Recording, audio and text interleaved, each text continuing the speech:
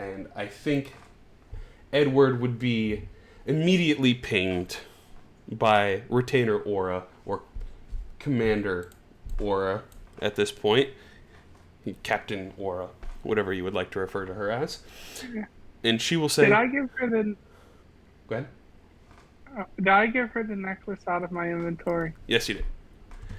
Did, okay. And she will sort of ping you and go,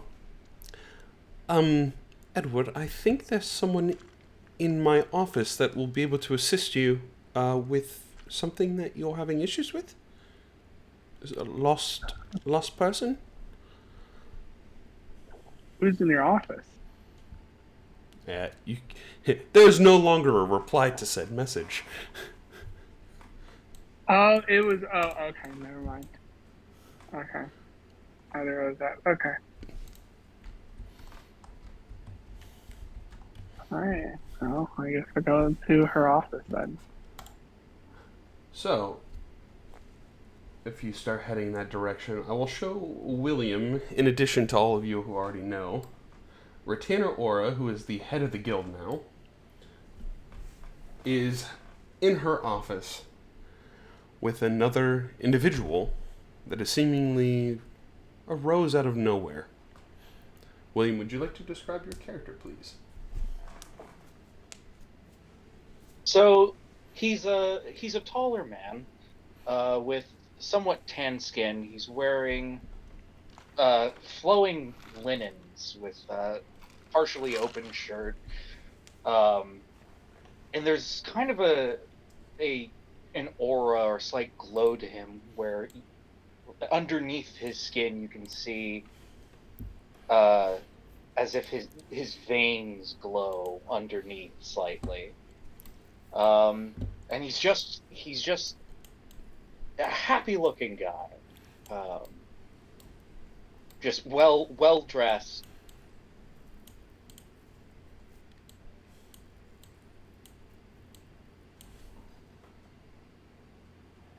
Seems like a human. He looks a bit human, but there is something otherworldly about him. As you sort of are greeted by these two, Aura will lean to your crew and go, this is the crew here. I heard very interesting tales from Jericho that you might have some knowledge of where their friend Edgeworth might be. I didn't know that he was missing. I do actually. I do have a bit of information for you. Your companion, Edgeworth, was it? Oh, yes. Yes. He's currently trapped in Limbo. And I assume that you're going to need a little bit of help getting him out.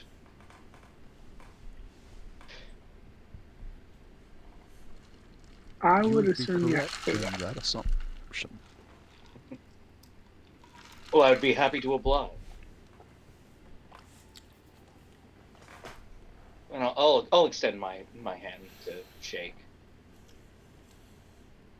I'll reach mine out. And who do I have the pleasure of meeting? You're the Admiral. Admiral Kenway. Admiral Kenway. Of our lovely crew. Pleasure. I am Jericho. Of course. You got... you have Cordell with us. You got Garrett, and then you got Baron himself, who's somewhere because his mic's muted.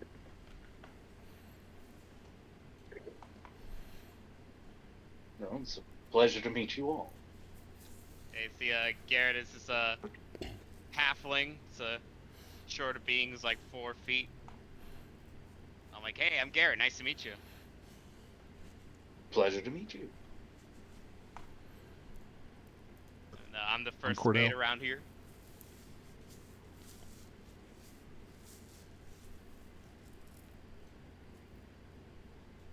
Oh, then Cordell. we I got don't one do a lot more of talking. member I can always shoot of our stuff. crew.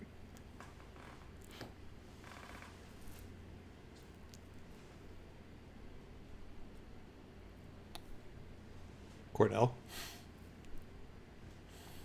Well, if we've gotten the pleasantries out of the way. Can y'all hear me? Yeah. Yes, yes.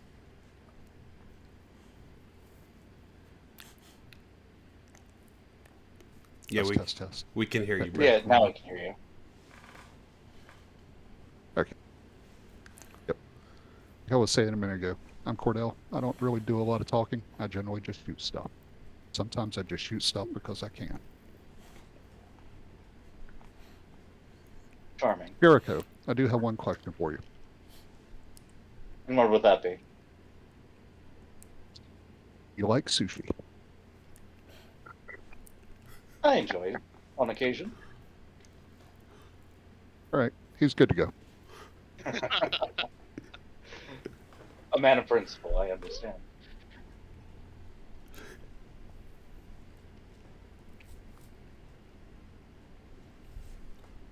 So, now that it seems you have some formalities, do you have any indication of where Limbo might be, or the portal?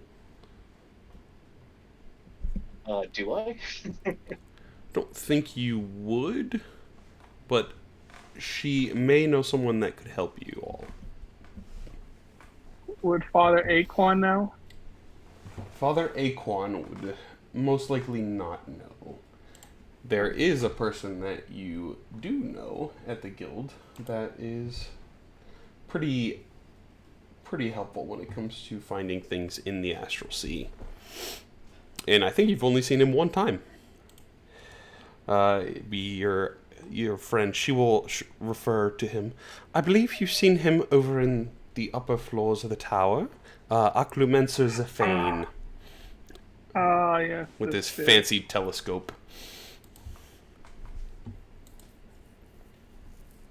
Oh, you can go see him and I'm sure whatnot. he'll be able to put you in the correct direction. I'll before we walk out for the retainer Aura's office, I'll tell her I'll come and see her before we leave. All right then.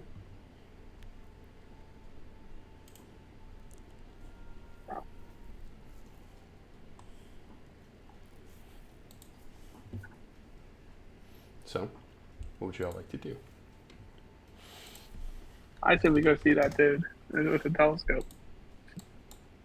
Okay. So you head up a couple floors from where you guys are into the top level where the telescope is. And you have nxsRaven. And he will sort of look at you all. Well, it's been some time since I've seen you all around here. You're navigating the stars fairly well on your own, yes? Mm-hmm. Well, good to hear, good to hear. What can I help you with? Jericho, since you're the new one to our crew, I'll let you go ahead and take charge. Well, all right then. I am Jericho. Your name is Zafane, yes? nxsRaven, yes. Well, it seems that our band here has lost one of their members who is currently trapped within Limbo. And we were hoping that you would perhaps know of a way for us to access. Limbo. It has been many a year since I have heard someone trying to reach the plane of chaos and order, neutrality, balance, creation and destruction. Well, he sort of walks over and pulls up his map. If you sail due east, out of here, out of Spelljammer Hall, cross the River of Water, and continue east, you will find a platform where Limbo lies. Very nice icon. Thank you. I drew it myself. What's the icon? It's the the game Limbo Limbo. game. Oh, Have you never played the game Limbo? It's fantastic. It very much likes to kill its small child protagonist multiple times. That is chaos, is it not? How low can you go? If you sail out of here, it should take roughly 40 minutes or so for you all to arrive at your destination. Just be on the lookout for a floating platform, a couple of pedestals with orbs on top, and an archway. That's What's the terrain like? in Limbo. Mm-hmm. Some say it's without structure, ever-changing chaos. Fitting for a plane of chaos. Should we bring Valuna with us? I don't think your boats will be able to enter the portal. And perhaps it might be a good idea to not leave the portal open for too long. Okay. What would the consequence for that be? Letting chaos free into a world free of chaos. Well, mostly free of chaos. Can bring some interesting happenstances. Fair enough. Is there anything that we should bear in mind as we make our journey? Keep thinking about balance and neutrality. Because even though chaos may seem like disorder, to some people it is order.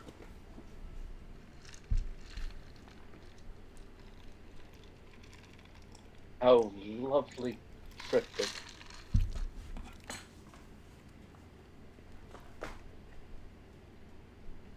And also, I would be careful out there tonight. At least it might be in favor for some of you. The moon. It's strong. Strong for those with magic. Arcana Maxima. That is the moon. So pretty much any spells cast under the moon will have a +2 bonus to hit and a +2 increase on your DC. So very good for spellcasters. How much would DC increase? Like 2. the first, like the spell save? Yep. So very powerful for casters.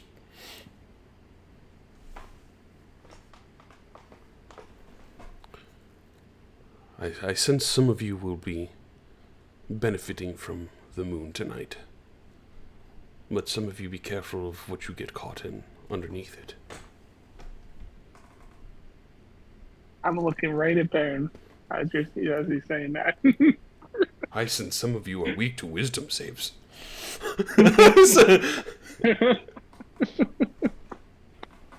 No. That's wild. We would allow ourselves to be weak to a wisdom save. Not at all. That would be a very wise thing to do. No one ever gets dominated in my campaigns. No one ever gets eaten whole by a Wendigo either. Oh.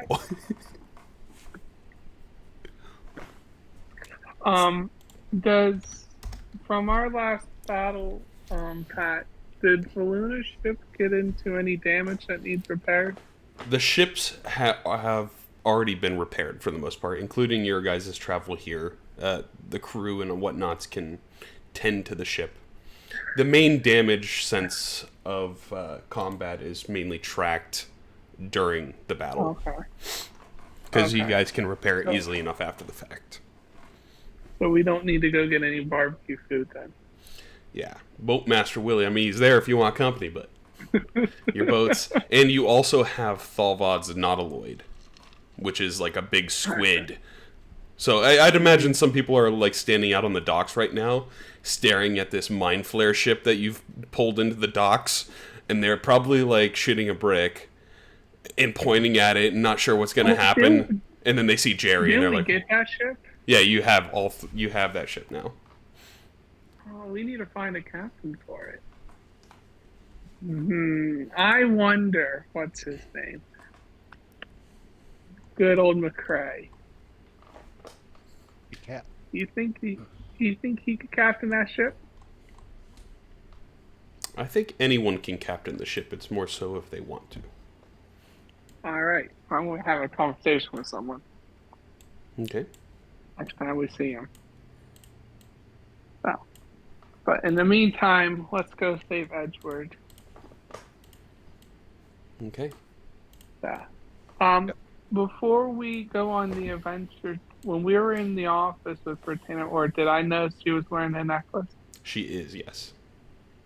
That's okay. As she previously was. All right.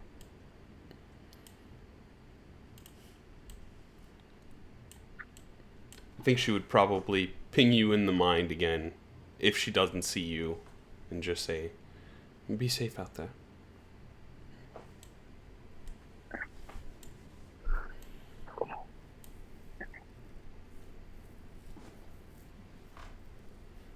So, where would you guys like to go, or what would you like to try to do? I guess I'm pretty much ready to go save Edgewood, so whatever you want to do. Let's see. Let me check my inventory right quick. Whoa, wait, hang on. 1, 2, I've got 3, 2 4, grappling hooks, so we are 5, good 6, there. 7, 8, 9, 10, 11. I have 11 spells, yet for whatever reason I don't have any level 2 spells. How did that happen? Oh, they're not very good anyway, that's why. There's some decent level 2 spells, but when you get to level 3, it feels like it overshadows a lot of them. You can change them out if you want to. Yeah, it's just weird that... It kind of worked out that way. Yeah, how did that happen? You do have level 2 spells. You have Enlarge and Reduce and Scorching Ray. It's empty for me. Oh, I guess I clicked it at some point and it was... Ta-da. Yeah. You hit him. Yeah, I guess I didn't realize I could hide them. Yeah. I was like, that is kind of weird. You didn't take any level... All right. now that Jericho figured out he has his 2nd level spells after all, Yeah. he shakes his hands and, whew, they're there. So, is there anything special you all would like to do before sailing out towards Limbo? I'll just say bye to Retainer Aura, and that's that before we leave. She'll give you a hug and a kiss on the cheek and say, be safe and get your friend back. Oh, that we will.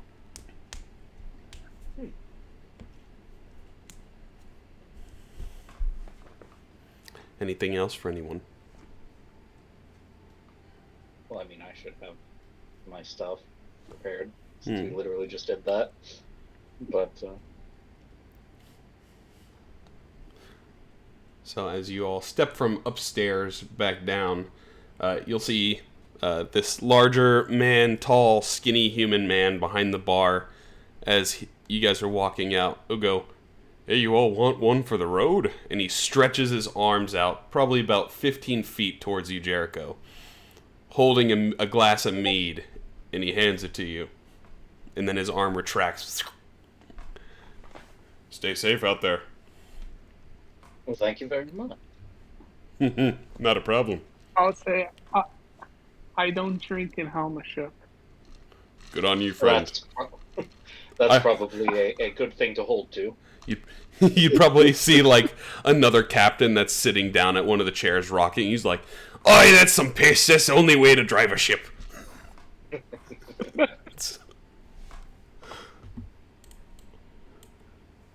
As you guys make your way out towards the dock. And it's a very interesting thing for you, Jericho, seeing this for the first time. It's a dock that comes off the edge of the asteroid. Like the floating wooden planks attached at the edge of the asteroid. And there is no water.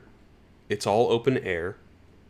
And there's just floating ships pulled up on the edge of each of the sort of gangways to the boats.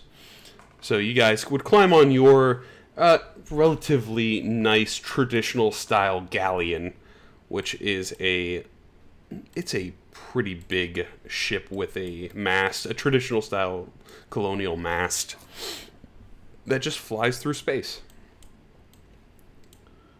As Edward heads upstairs to the captain's quarters, sits in this chair, and puts this device on his helmet, all of a sudden, the ship shakes and pulls away from the dock.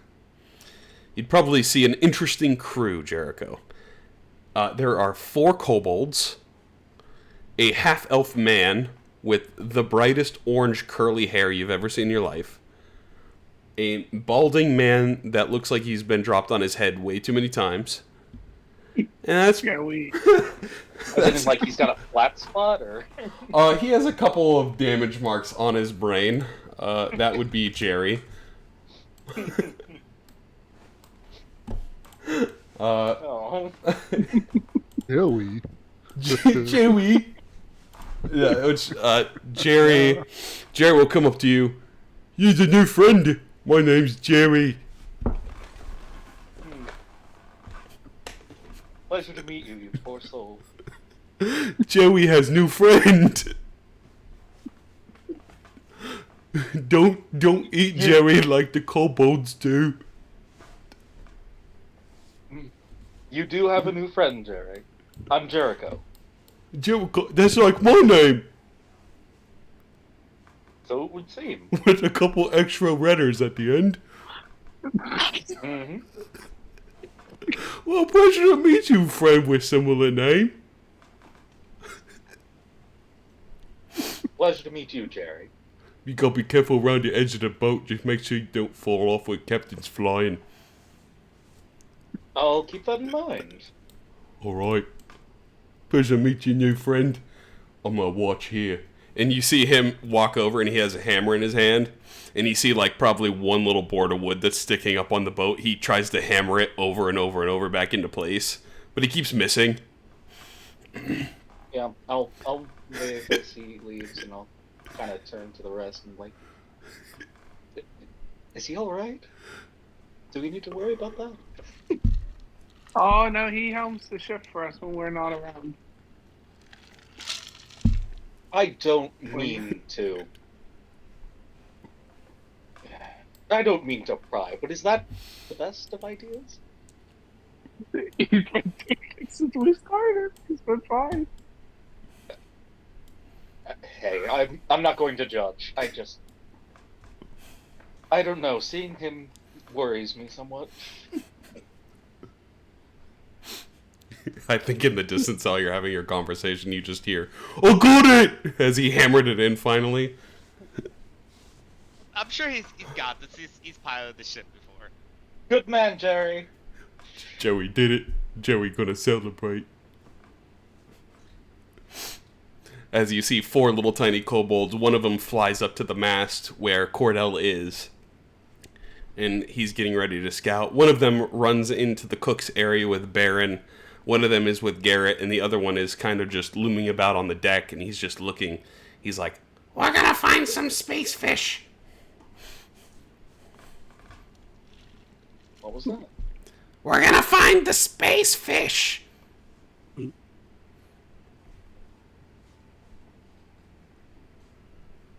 Meat. You know what type of spaceship, space fish we need to find? We need to find Jericho and Dreadnought. Oh, big fish. Which I think the darker orange-haired one would walk over to you, Jericho. And he'd go, "Hey, yeah, my name's Wensley, and that's Eeny, Meeny, Miny, and Mo, the kobolds. They're pretty gnarly, but yeah, there's quite the crew here." Well, so it would seem as I become acquainted. Yeah. So my dad was an elf and my mom was a carrot, so that's why I look like this. But Fair enough. yeah. So welcome to the crew, man. It's gonna be great. Well, it's a pleasure to be aboard. Well, yeah. I'm gonna get You're back welcome. to scrubbing. Take care, Jericho. Nice to meet you. along. So, as you guys meet the rest of the crew and settle in, the ship takes up and flies off into the distance. Surrounding Spelljammer Hall in the main asteroid is an air bubble that sort of acts as a survivable living space for this area. And as you guys exit the bubble, your ship creates its own bubble to provide air for you all. Because if you fall out of the bubble, you can't breathe anymore, essentially, in the astral sea. Or in this part of the astral sea. It's like a subsection of wild space. So, as the ship goes on, Cordell, I would like you to roll a perception check at advantage with the assistance from Mo. Advantage. Perception.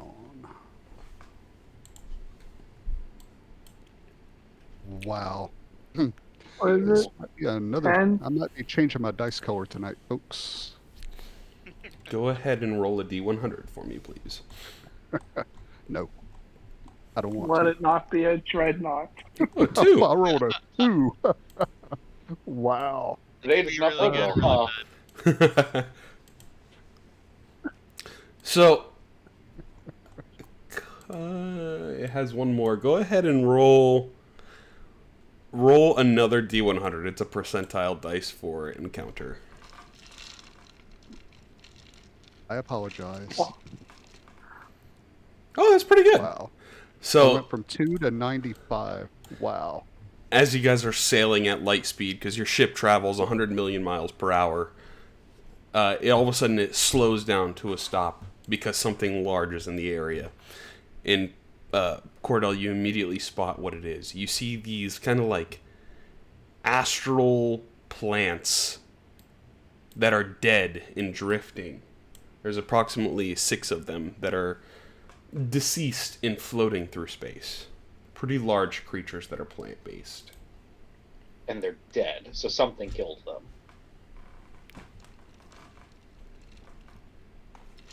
Okay. I will shout out. I will shout out to. I don't know who I need to shout out to on the crew. I'll just shout it out to the crew, whoever's below me, or I'll send Mo down the mast to relay what I see, and I'll keep my eye on it. Let the captain and whoever is acting as the helmsman, whatever command decisions they need to make. You're not making the popper? And with your roll 2, Cordell, you don't see anything else in the immediate area. But they are probably drifting maybe 20, 30 feet off of the front of the ship at this point. Okay. I'll keep my rifle handy in case I need to start shooting. Is anyone else doing anything during this time of spotting these said creatures? So, do Yeah, I well, hear or from Mo or Cordell?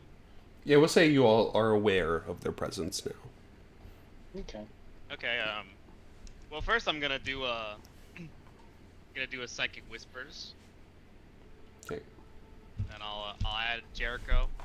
I guess I'll do with Cordell. Adding me to group text. Into the Discord.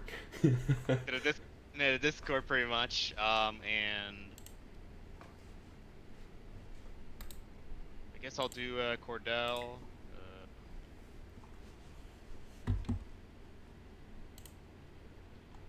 I guess the captain. Yeah, I think that's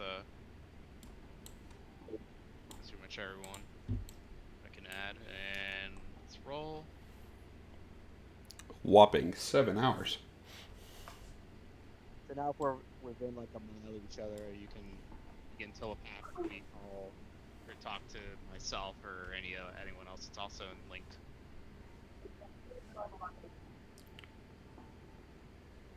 You hear doom doom as you connect to the Discord call. New phone, who dis? I'm like, hey man, welcome to the team. I got my psychic whispers up and running for a good bit. That's actually very useful. And the cool thing is, I could do this early on without trying. After I had to use a little bit of power, but right now it's a freebie. So, we're stopped because of the dead plant things? Yep. Any idea what might have killed them? You walk over and give it a look. I'm assuming. Yeah, sure. I'll take a look. Okay. Go ahead and give me a perception check to see if you can spot any sort of wounds.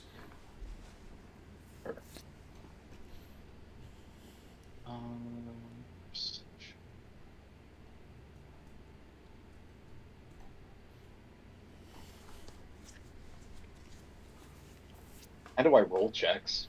Oh, Like, I have the skill. good question. On your character sheet, under the skills tab, there is the total number column with the plus number or whatnot. Just drag that into the chat. Oh. And you know what? I'm gonna cast guidance on you. And you can add a d4 if you would like. Sure. So you're looking... Neat. You're not too familiar with the anatomy of these creatures.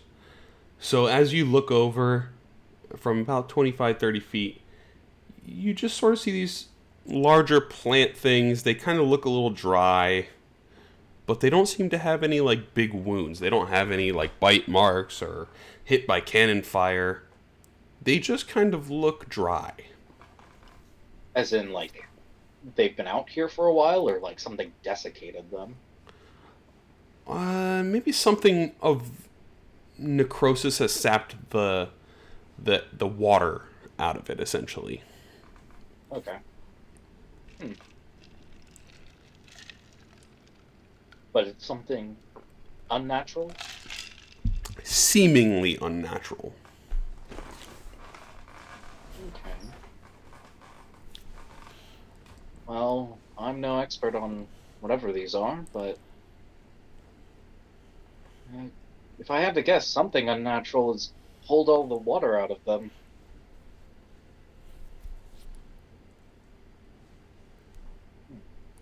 I'll ask Baron to go to the case and see our local wizard. He might have an idea.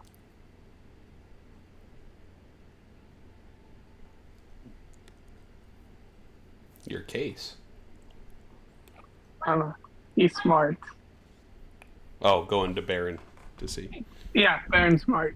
He might know what it is. That's why I said he might have an idea.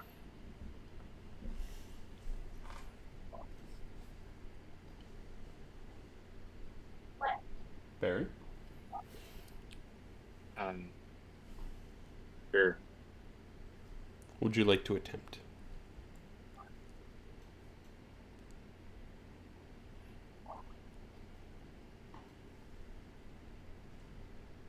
I know what the spell is, I just don't know it. Would you like to make an assumption and then we can decide rolls from there? Or you can give me an Arcana check if you would like. To see if Baron would sort of think it's magical in nature. It's funny because you think at first it's magical and of nature. Because I believe you're thinking of probably like Wither and Bloom or Blight or some sort of spell that would drain the energy or life force. But the uncertainty makes you think that it probably wasn't spell related.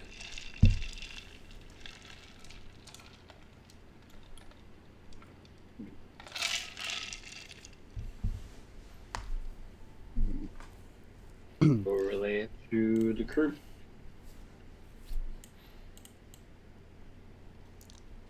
Since we got psychic whispers going on, I'm going to say, hey, Garrett, do I need to shoot something? Well, right now, I don't think there's anything to shoot. This, because and I'm doing psychic whispering this to you. Yeah. Okay.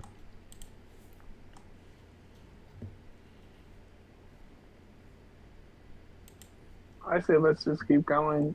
Is this just a random encounter, Pat? Possibly. I mean, out of curiosity, is there anything of worth from these creatures? Of like, is it Harvesting something them? exotic? Yeah.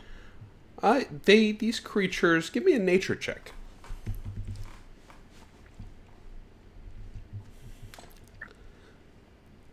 These creatures are very interesting in the world of Okay. Astral I don't Sea. know how. Yeah. You think it's strange to see a plant-based creature in the Astral Sea is the first thing that kind of hits you in the brain. You're not sure what it would be used for, but it's just definitely a very weird, random, unnatural occurrence. Do I see any bite marks that may have made it dried up? Give me a perception check as you sort of drift closer with the ship. Can you give me a perception check? Oh, yeah. Yeah, no. I got you. Alright. Which, with your reliable talent, the lowest you can roll is 20. 21. Yeah, as you get a little bit closer, you notice on some areas of these sort of plant-based creatures, they do have piercing marks, 2 piercing marks on some of them. Do they look like the piercing marks of a dreadnought? No, smaller, almost humanoid in nature. Oh. Has drained okay. them. Oh, how big are these? These creatures are about 10 foot wide. Oh, okay, I thought they were. They're I thought they were pretty bigger. large. Oh, when I was thinking large, I was thinking dreadnought large. No, they are about like 10 feet, and they have approximately a 2-finger width bite marks. 2 perfect piercings, Oh. almost like incisors. So like a vampire. It's a possibility. Well, normally, would a vampire be? They're not normally vegetarians. They met some strange people in our time.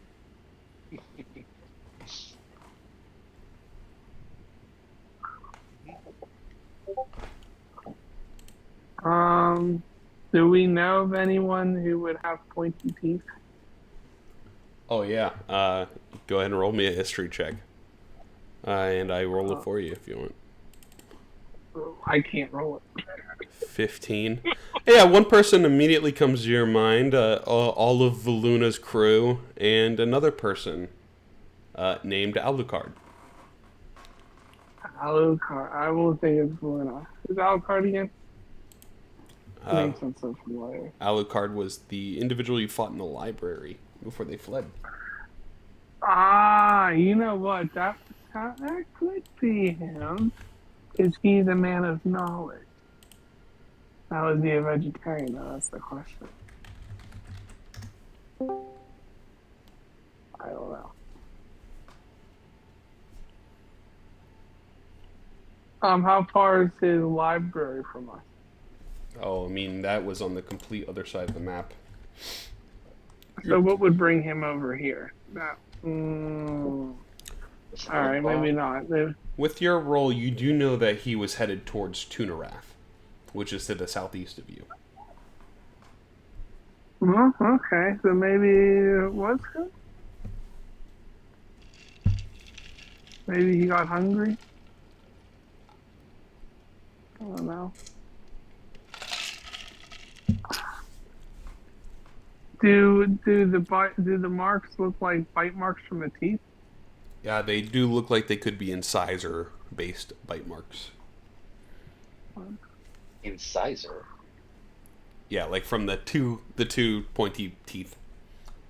Those are canines. The canines. Incisors are the front teeth. I thought they were lateral incisors. Are they? I don't know. I only Oh, worked at a actually, dentist I office. I don't can't remember. I cannot recall.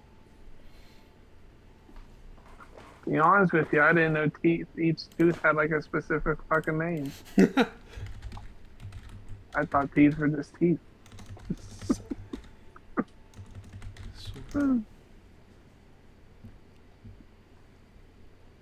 How about, do you guys want to do anything with it, or we just want to skip past it? I think we should just keep right on going. Alright, We got sounds we good to got me. a friend to save. Yeah, we got Edgeworth to say. Edgeworth Goodway. Okay. So you guys are continuing on. I would say so, unless anyone else wants to do anything. Let's go save our friend. Okay. Watch as we start going away, this thing comes alive and tries to attack this guy. The necro bloom. So, is that your direction? Is to flee? To continue on? We're not The fully. flea? I'm just kidding. We have dignity. We have dignity. There's just nothing else to do here. Yes, that's fair. That's fair. So, continuing on, crew. Mm. Okay. So you sail away from the bodies, and they start to twitch. No, I'm just kidding. They stay there motionlessly as you sail off. You hit that stream of water. It's a giant stream of water that bends up and down, sort of acting like a goalie for you guys sailing through, but you've been through it before. You continue on through and sail to the other side before eventually you come up on a large asteroid-like platform. This platform has an archway, a stone archway, that is about 10 feet in diameter. And in front of that archway are 4 pillars that are sectioned in like a square. There's one in each corner of the square. And each of these pillars has a little globe on top of it, like a floating dome, for a floating sphere, like a crystal ball of some sort. Each of these pillars seemingly has a picture of an element on it. One is fire, one is water, one is earth, and one is air. And then you have the stone doorway. See, and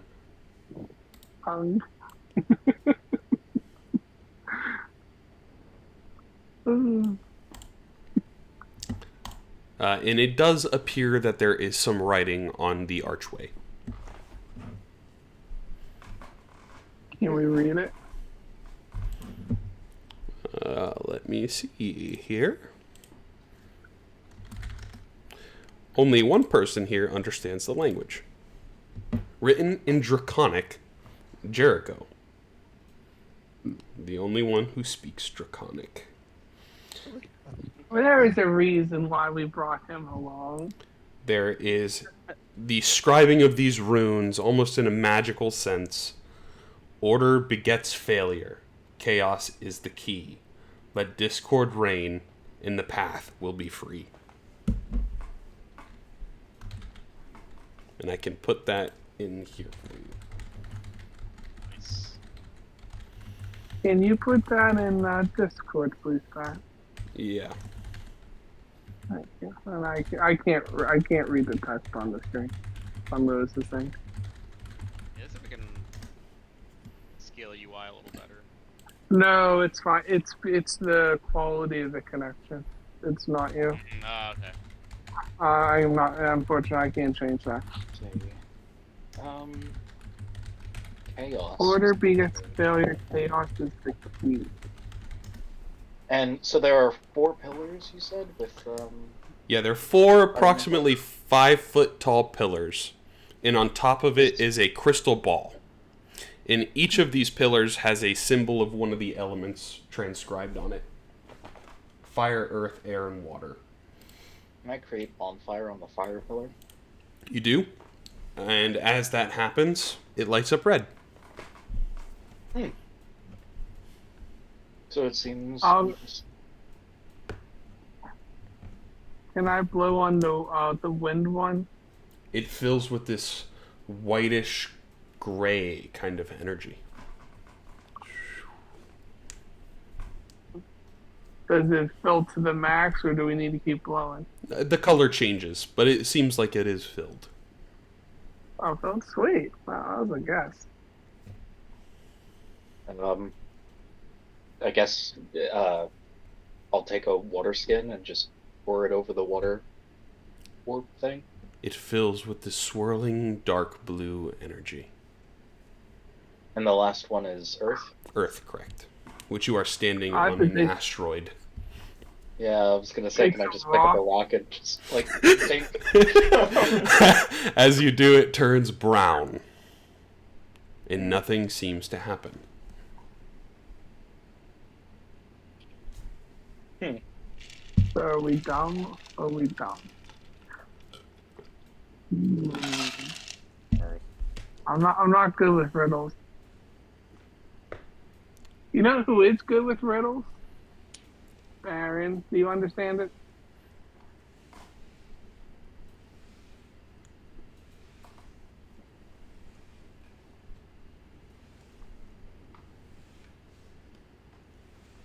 Nope. Can we move Sorry. the pillars?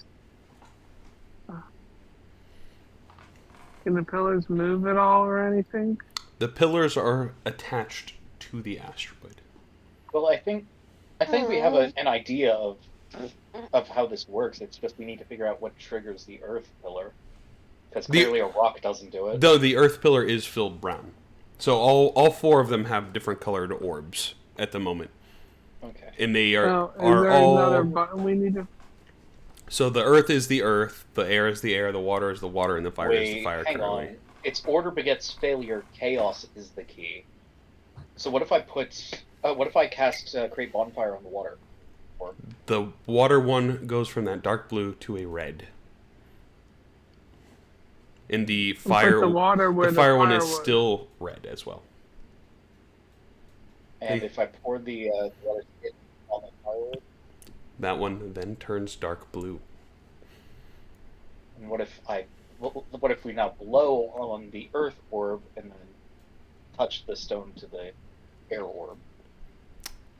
As you blow on the earth one, it flips into that grayish color, and then hammering the earth on the air one turns it brown, and all four pillars now hold incorrect elements but are all filled with one. As that happens, you see a bright flicker from the portal. You see this bluish energy fill in the portal, and you see red lightning cracking through the portal out towards you guys. Should we stand back, or? I would say so. You don't feel any heat energy coming off the lightning, strangely enough.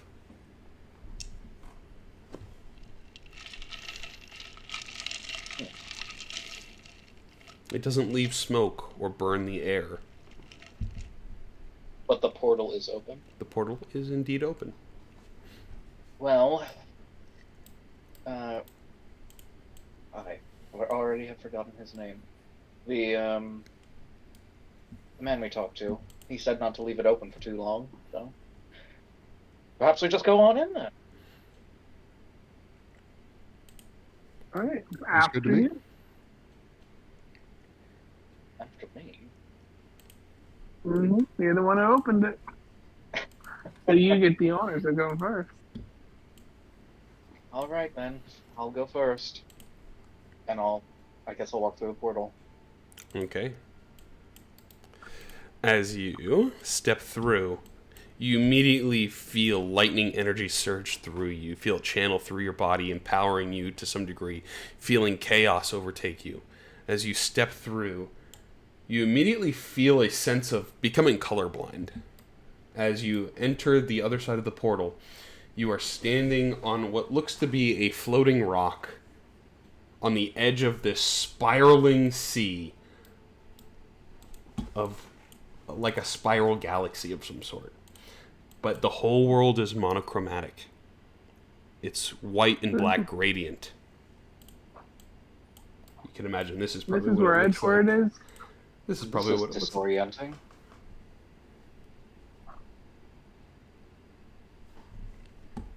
Oh. So, as you step through, you hear the crackling of lightning in the distance. You see rocks appear out of nowhere before being disintegrated into dust and disappearing. You feel like gravity exists for moments at a time. Like you could be standing here on the rock, and then all of a sudden, if you jumped, you could probably fly. Before all of a sudden you would feel an urge to pull you back towards the earth. It seems like there is some degree of law and order, fighting against chaos for a balance of neutrality. Yeah, that is disorienting. Well, I stepped through already and I'm not dead, so feel free to join me. I'll follow. Same, and I'll be like, alright, Jerry, you know the drill, you got this. Joey got this. I will be the best captain ever. No offense to our captain.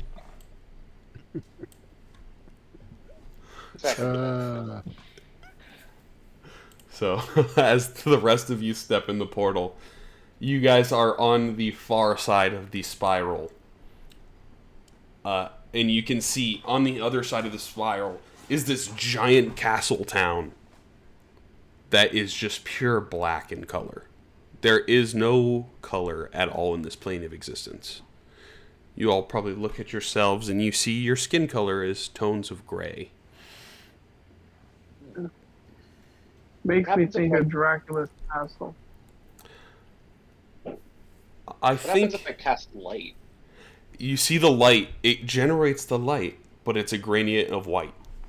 Even if you attempt to change the color.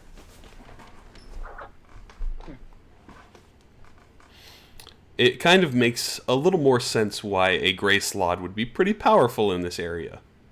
Because no one could really tell if it was a gray slot or a red slot or a blue slot.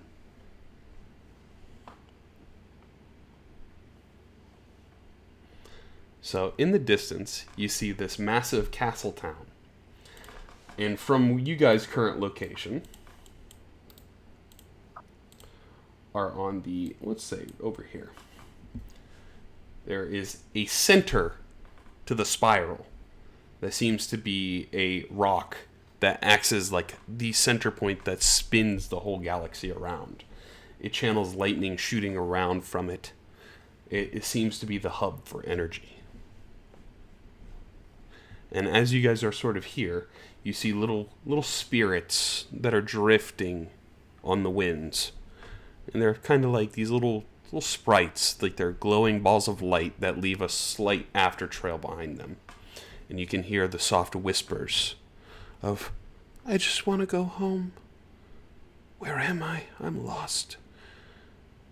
Never to be found.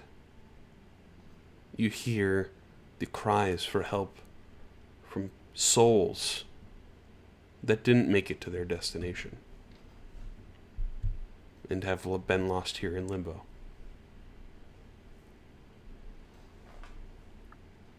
Welcome to Limbo. All right. So it sounds like we need 500 quick. Yep. Yes, I'd prefer to get out of here as soon as possible. Yeah. I agree.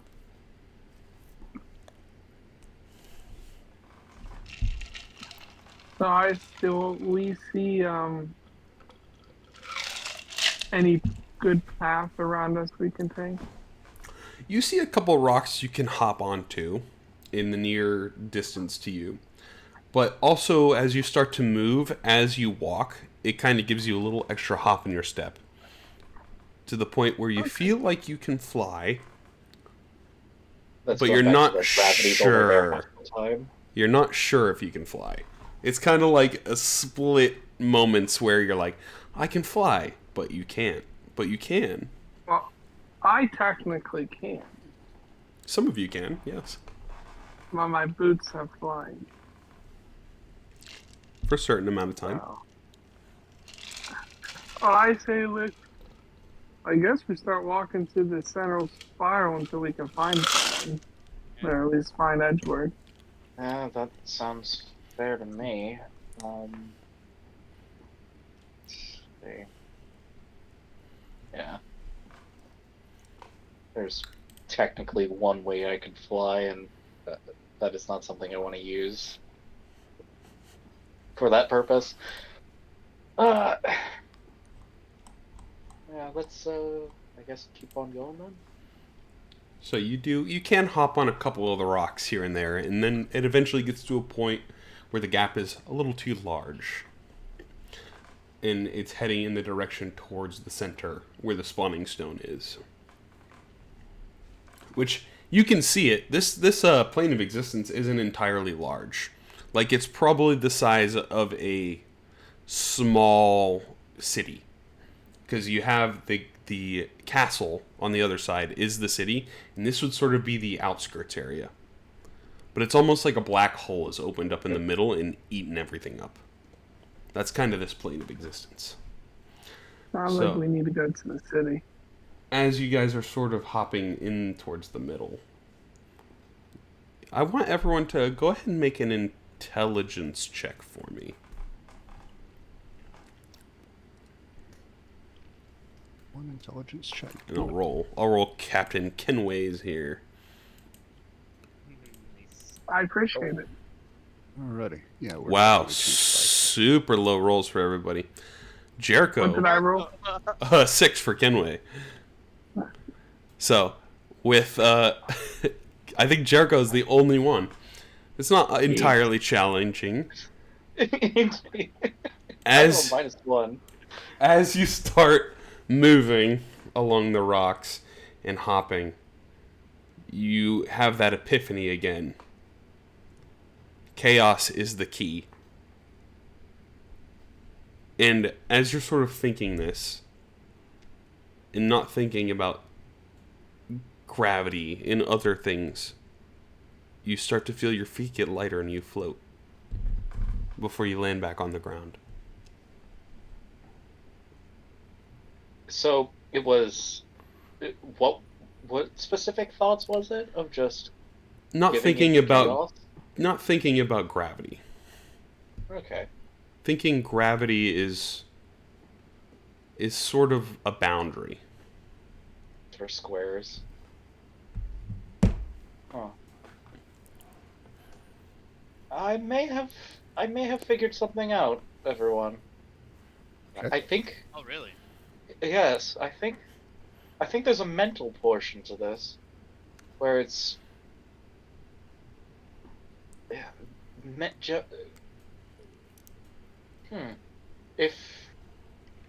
if I just sort of ignore gravity, it seems to have less of a hole.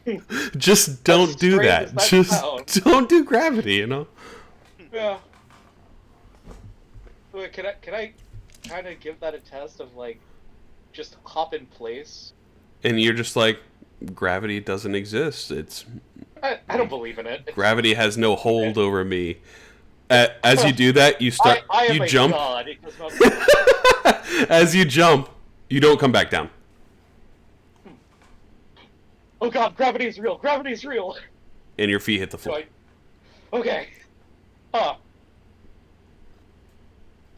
That is weird. Oh yeah, speaking of which, Jericho, you got some magic items on you? Yes, but is there something in particular you're... I got some hand-me-downs from my previous adventures. Is there something in particular you're asking about? The magic items are not helping me do this.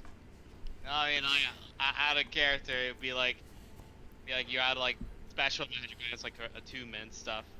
I do. Okay. Yeah, my magic focus. I've got a cloak of protection, and I've got a headband that's increasing my dex. Nice. He's got a sports band, and it just makes him better at sports. Yeah. I like it. It's like one of those sweatbands.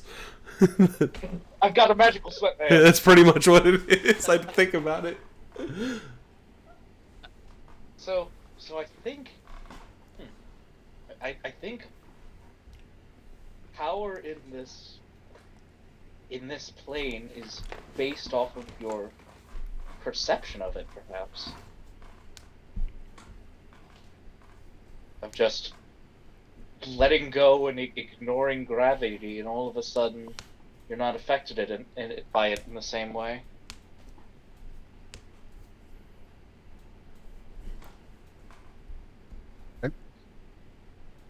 As you sort of say that too, it rings into all of your minds from one of the spirits drifting by.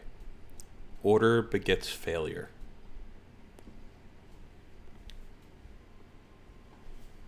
Chaos is the key.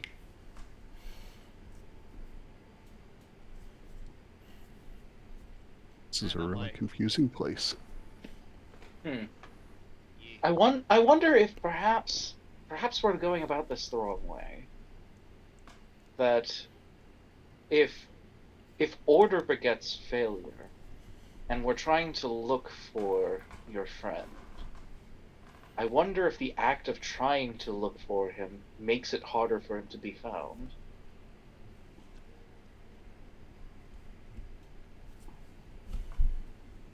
Of course, I could be talking absolute nonsense, and that's a terrible idea.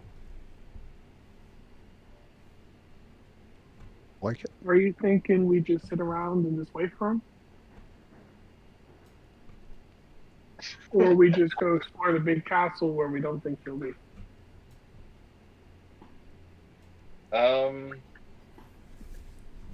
I don't know.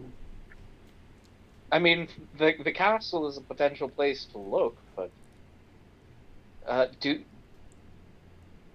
I know that I knew he was in Limbo. Did I have any more insight than that?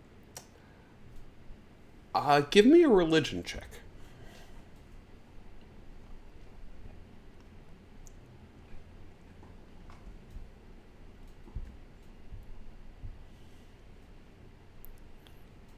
Okay.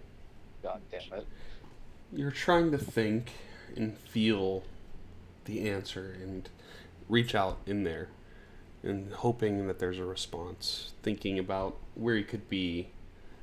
You're not thinking of anything in particular, but I think you would believe that there's a way to try to find him easy. You got to think of this whole place as one big puzzle, essentially. I got an idea. What's that thing I got? What thing? Oh, the sending stone? It's in my. Yeah, can I try it? You can certainly try. Okay. Let's see here. Oh wait, don't I have to roll for it first? Nope. Not if you're on the same plane. We'll see. Okay. Very good words. 25. Edward. What's that? How many words I got? You get 25, yep. I'm counting with my fingers. Hold on. Edward, we are here to find you. And you somehow that's 10 words. Give us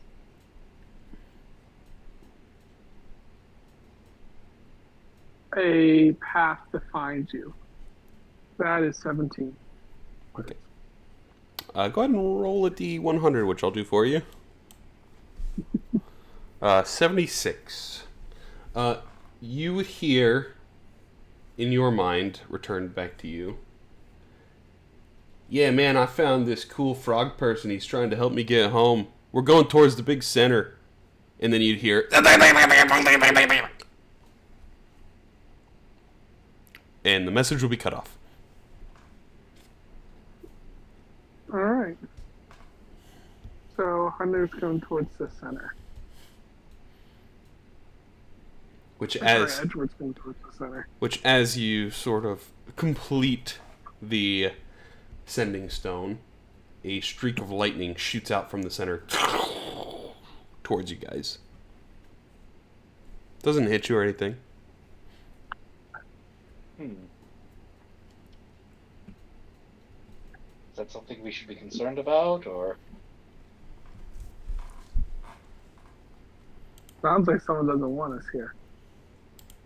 I don't know, at the same time, the portal was all lightning, and that didn't kill us, or damage us in any real way. No. I know, but we pissed Maybe it's off just this how they say Raven hi. Queen. We pissed off this Raven Queen. We brought Britannia Aura back from the dead, and I think I put someone else back from the dead, and she doesn't like that. And she told us the next time we bring someone back, it was going to be more difficult, and that's why Edgewood landed here. And I wonder if this is the home of her. Is it the home of her, Pat? From what she told you last time, she said you're more than welcome to visit her in Shadowfell. Okay, so no, it's I was not going her. to say the Raven Queen is Shadowfell. This is different. Pretty Okay, sure. so no.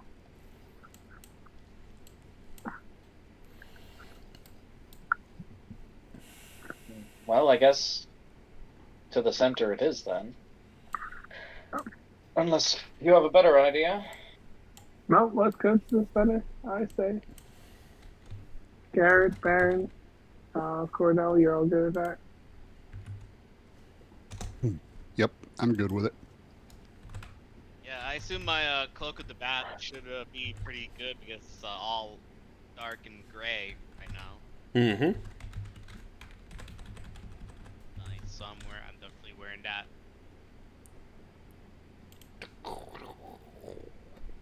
We're just in a detective noir movie. Pretty much. That's fantastic. We found ourselves in this Plane of shit. strange new world. We were looking for our friend Edgewood, or at least who was the friend of everyone else. I was new to the whole situation in the first place. You'll meet Edgewood actually next week, assuming we save him. Or he makes an adventure.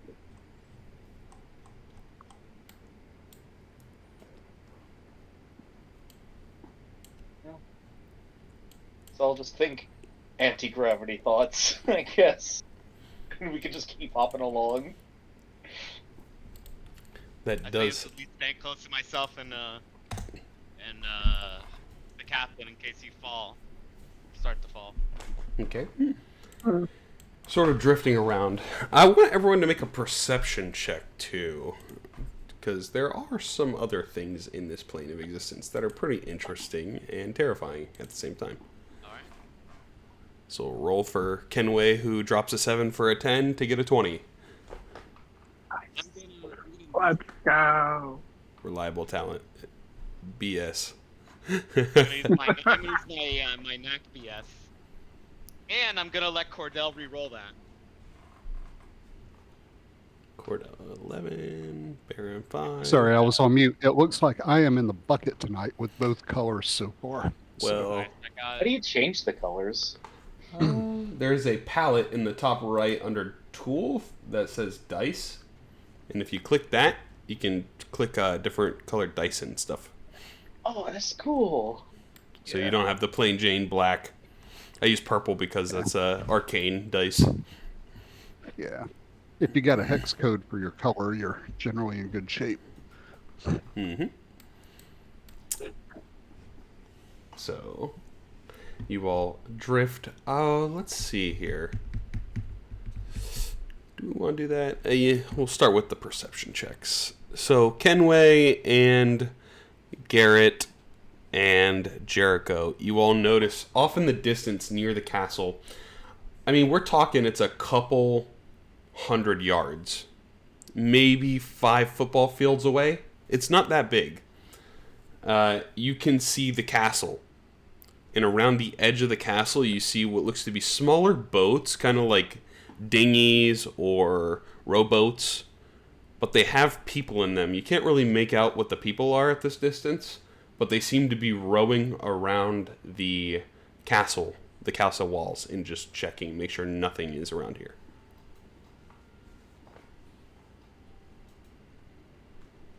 Which I think...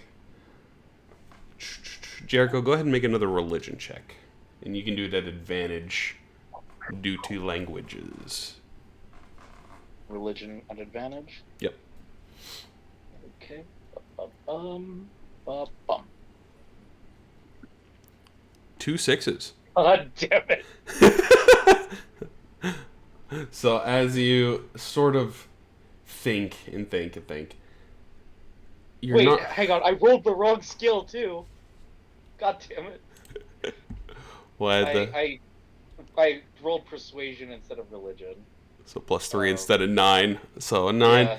You're like, I don't know what those could be, but you know they're humanoid in shape from here. Don't know what they are. They look interesting. Oh, you said they're human. I wonder if they're the ones who ate the plant. Callbacks. Maybe they're vegetarian. Was that anywhere near here, or like where was that in relation to the journey? That could just be completely unrelated. It was a couple million miles away. It was So a random encounter we got. yeah. I was a little more inclined to believe that was just a random happenstance. I like to tie mine in to some degree. I don't think I would tie it in with these guys. As far as you know, it seems like these people have been stuck here in this plane of existence. Hence why the portal was closed. I'll walk up to one of those guys and I'll do the famous SpongeBob. Hi, how are you? You're gonna go all 5 football fields towards them? Oh, well, we also going to just stand around and wait for them to come close to us. Do you want to go through the center of the spawning stone, or do you want to go around it? Edward said he's gone to the center, so I might as well, I guess, we head towards the center. And you're going to sort of cut through the center towards the Etheria city over here, this other floating city. Where you If saw the everyone's okay going now, if everyone's Yeah, okay, I mean, with that, is there any reason not to? Like, what's happening at the center there? It's the spawning stone, right? So what does it do? Interesting stuff. We'll see. Is like dangerous things spawning from it, or is it just like? So that's where you Hey, see a lot. That's a landmark in this land of chaos. that's our. Have you heard of the Getolba Monument?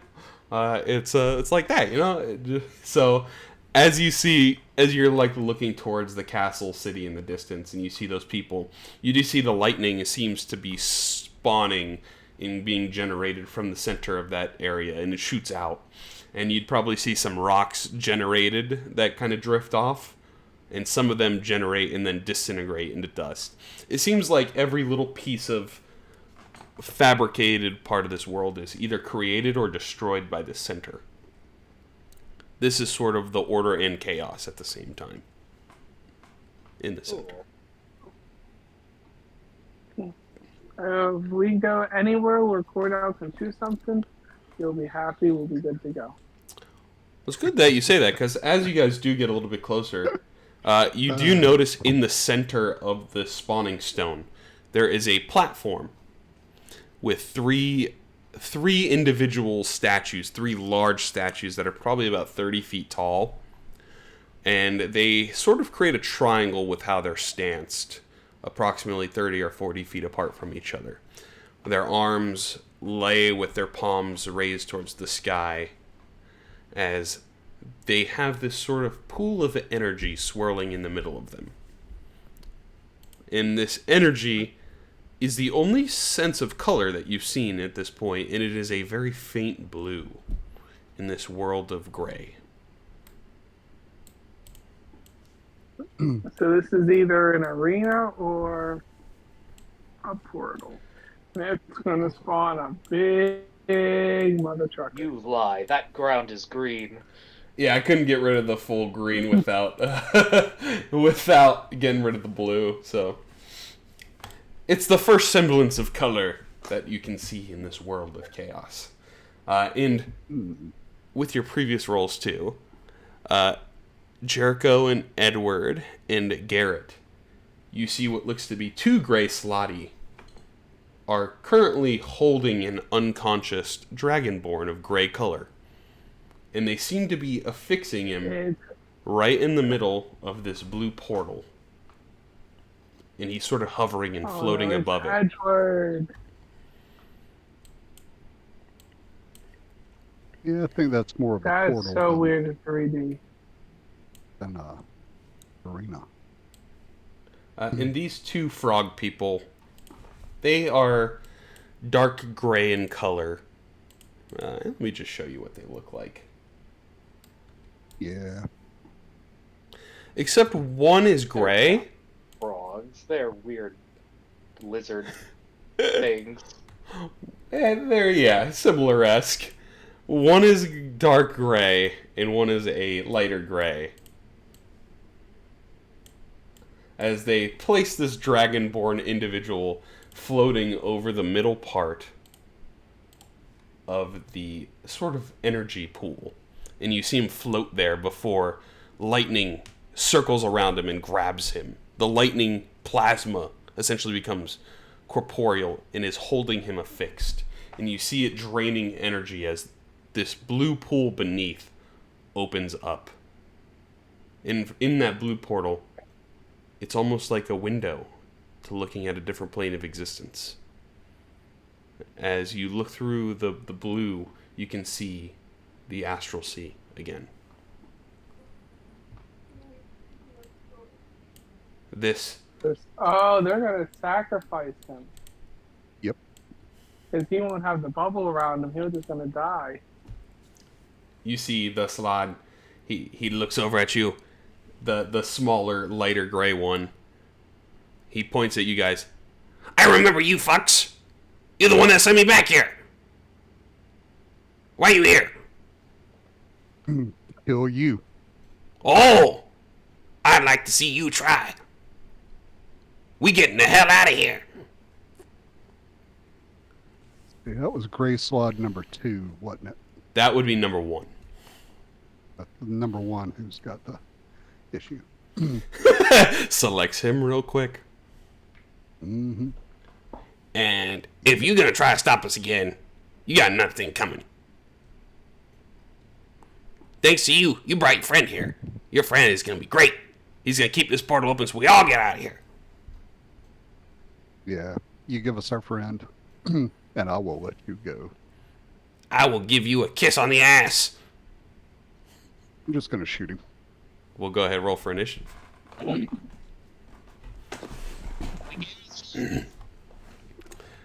will roll for initiative. Let me take the boats out of here too.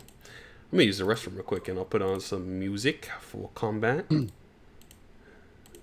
then we will be good to go. And unfortunately, it is not a surprise round there, Cordell. Well, he kind of knew. Although you did get to go first anyway. So, as soon as we come back, we'll kick it off. Rolling a nat 20 on. Mm-hmm. Yeah, I rolled the attack roll first, and then I rolled the nat 20 on... Am I the last one rolling? You haven't rolled yet. I can't roll. Unless I you did want not to. target Baron. What is I will have to roll for me. Alright. That might have to be, whatchamacallit, the Dungeon Master. Yeah, so I think he has your stats. Like, I don't know if, I don't know if initiative, like, would.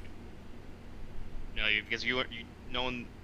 I guess you are. I don't know if you're proficient on initiative or not. Who? You. Because if you're. Oh, I shot. If you're proficient on initiative, then the lowest you could roll is a 10. It's a reliable talent. Oh, I don't know off the top of my head, but I can't roll because I can't get into fantasy grounds. No. That has to roll for me. Well, that just sucks balls. I know. But the internet's still not back yet. I hope so. They said it was supposed to be today, but then it said they got rid of the time and it's still not.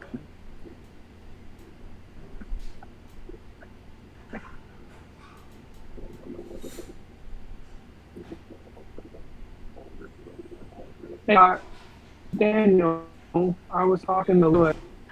If you free tomorrow, if the internet's back, if you wanted to play Baldur's Gate. Yeah, sounds good.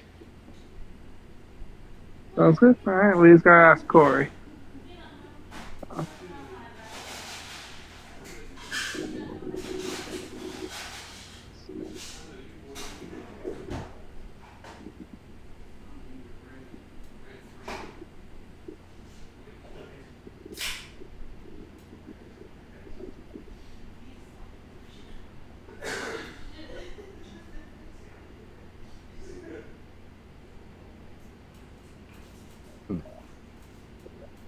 Dun, dun, dun.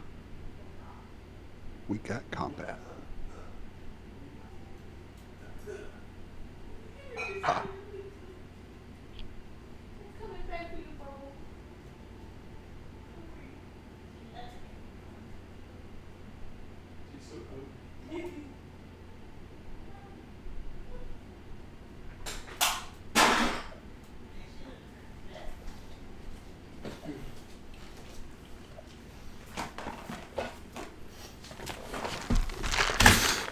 Shit! Check, check, check. Check cash, money order, credit card, pocket change, pocket limp.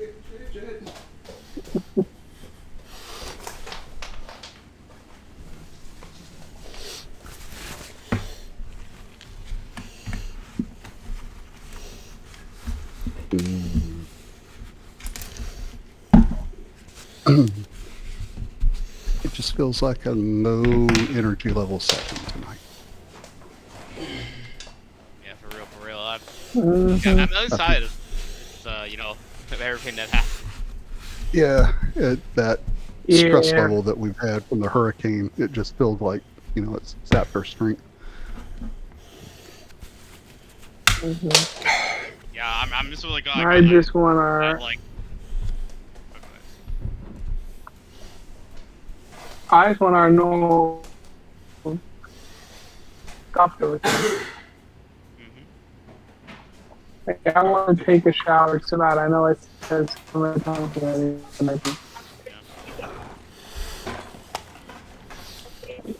Yeah. They don't drink. I forgot I gotta roll. They don't. Kindlings. I'm don't out actually. Had a little bit of a spill here. What did you spill? Diet Dr. Pepper and rum. shit. Hope you didn't spill it on like the computer or keyboard. Just on the keyboard a little. No, not that bad. Just on the keyboard. And a little bit on my So that's why you're going shit, mouse pad. shit. Yeah, I did do that. So Kenway got a 12. Okay. So Cordell, let me grab some music as you can kick us off. Yeah. I rolled my attack roll before I rolled the initiative. It hits. Indeed it do. Yes. It hit. Laser rifle. All right. Right. And wait a minute. I am 11, 12. Is that a third attack yet? I'm not sure I Let can me double check that. Maybe. Ooh, yes it is. All right. 2 more attacks. All right. Next attack. Let's hit. Then third attack. Let's hit. Calculator. Bam. 17 times 8 plus Take that, gray slot. Gotcha. Okay. So, as you step up to the plate, fire your 3 shots. He gets hit and he recoils. Oh! No one's made me feel pain like that in some time. I'm surprised your horny boyfriend over there hasn't done that recently. Y'all really do make an ugly couple. What did you say about Jerry? Don't talk about Jerry like that. His name's Jerry too. His name is Jerry too. Wait, Wow. you know another Jerry? Wow. So, Cordell, would you like to move? You can fly in this battle map, to keep in mind. I think what makes sense is to move 1, 2, 3. And I gotta add a That's lair what makes sense. lair action to the initiative here. Layer action. They do control the astral, or the limbo to some degree. So. We just can't have that now, can we? So, is that your turn there, Cordell? Yes, that is my turn. Let's go to Resident Cleric Rogue, Garrett. Funny enough, I don't know why it says Cleric Rogue when it should be Rogue Cleric, but... It's whatever. alphabetical. Fair enough. So I see our clearly recognize that that's the one that, Baron banished way back in the day. So right now, so we see is that Edgewood is like in the bubble there, like he's basically there, or we don't really know. Yeah, let me throw his token on here. I took him out because he's not a combatant, but I could throw him on here. He's currently hovering right over the middle, probably about 10 feet in the air, and you see this lightning pulling energy from him, keeping this portal open, it seems. Is he currently in danger because of that? He does look to be in some degree of pain, but he seems to be unconscious. But he is flailing a little bit while tethered.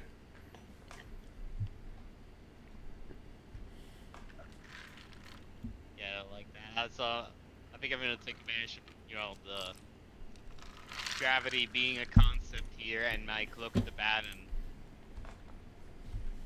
just fly around here. Okay. 10, 15, 20, 25, 30, 35, 40, 45. And as I'm look, I think it's 40 actually. Now I'm looking at get a little closer here. Like, would it be possible to like grab Edgewood, or? You could certainly try. You're not sure what's going to happen if you grab him while he's tethered by the electricity. Yeah, that's a good point. It's wrapping around each of his appendages, just so you have that information.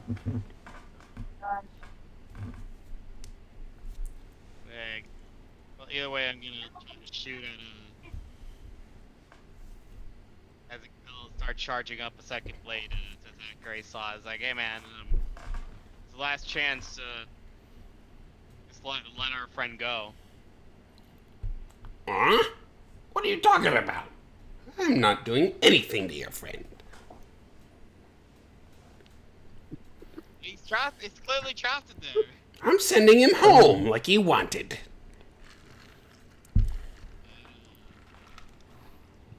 This guy is just going to be difficult the whole night. I'm attacking the second blade.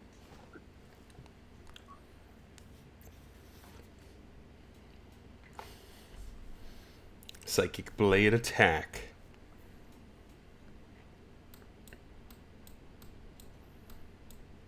Swing and a miss. That misses, unfortunately.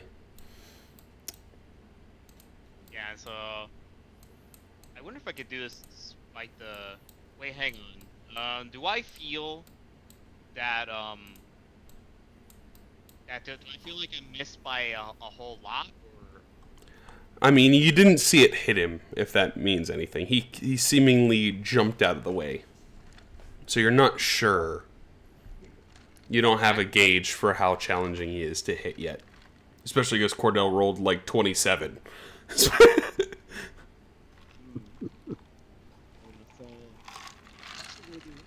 The new abilities. So if I see thing miss, I'm gonna be like, damn it, and I start like hyper focusing on the mist psychic blade, and all of a sudden I see it like boomeranging around.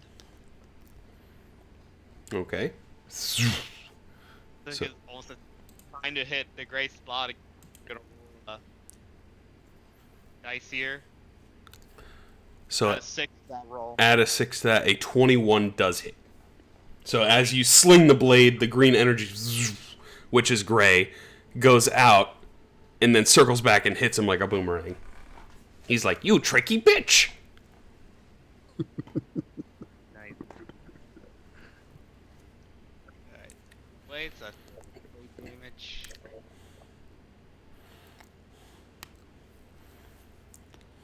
Eight damage is damage. Damage is damage. I believe I can.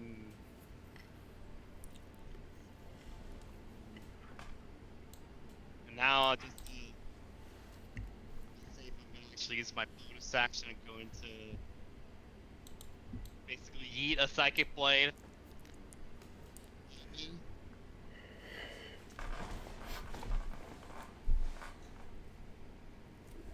Walking, What's the one do? Oh, you No. teleporting. I basically roll the dice, and depending on that, it's either like 10 times that much feet I can Teleport. warp. Okay. Also, your mic is cutting in and out again, Liz. God damn it! This No, it's better now. Whatever you do, it's like sometimes you speak into it and sometimes you don't. Yeah, that's maybe I'm just move the mic a little closer to me. There you go. All right. Yeah, I basically warped 10 feet back. 10 feet back as a measure to protect myself a little better, and that's gonna have to be my turn. Okay. Gray Slot 1, the main Gray Slot, the skinnier one, is going to say, "You were worried about me. You should have been worried about him. He's what we call a death slot." And the death slot is going to... let's see here. He is going to move. Hippity hoppity, bippity boppity. He's coming. Hippy hoppy, you're on my property. He's going to hop over here towards Garrett. And he's going to look at Garrett and go, "Hello there, little man. You're I going am to be... flying this by the way. Oh, you like to fly?" He is going to look at you, and he is going to, because he can't fly up to you yet. Actually, he will. He's going to dash and fly up to you as well. So he is right next to you. And unfortunately, that will be his action as well, because he didn't have reach. So that will be his turn. Their action. You'll see the skinnier gray slot hold up his hand for a second, and you're going to see a bolt of lightning shoot out from the center where the portal is. And it's going to create a giant, probably a 30-foot in diameter stone, and drop it on you all. So I want...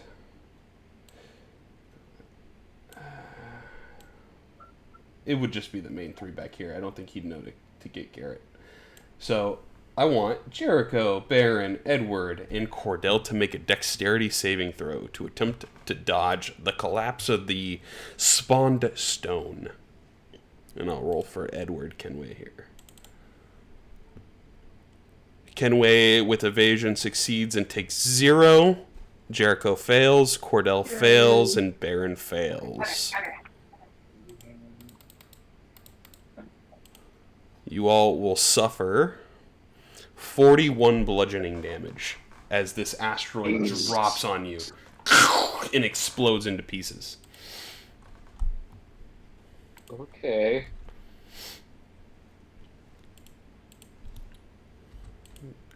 That sucks. And 41. That will be the lair. How much damage was it to you guys? You took 0, Kenway, because of evasion.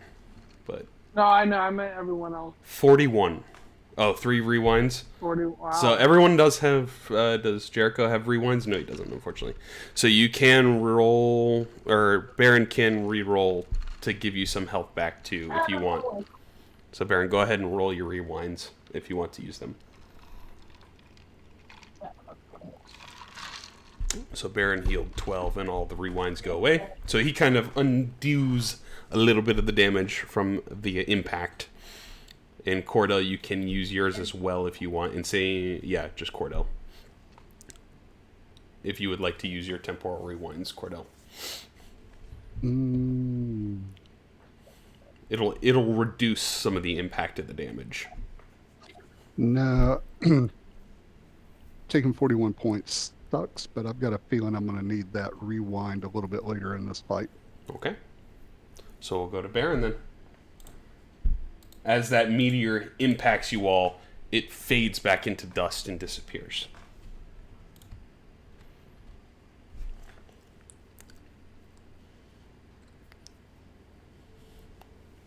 Okay. The death slot is flying. The death slot is correct.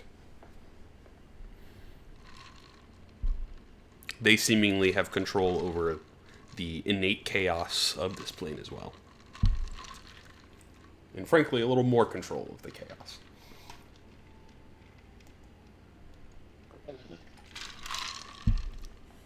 And yeah, will they have?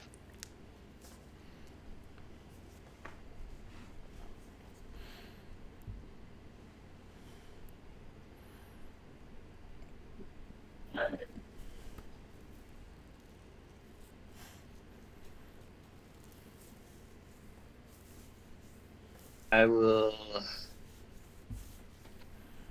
use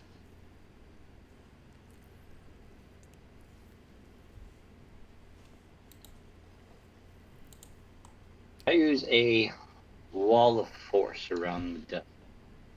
You can attempt to, yes. We'll attempt.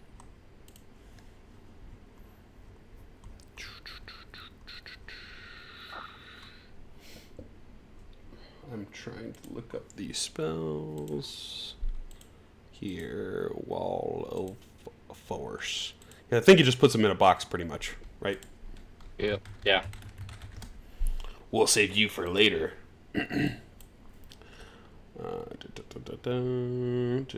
There's no save for him. Can you make it a box? Or is it just a circular or horizontal? You can form it into a sphere or a dome, yep. So you can spear him up. And a disintegration spell is the only thing that can break it. Or a dispel of higher level. Okay. Yeah, you can certainly do that.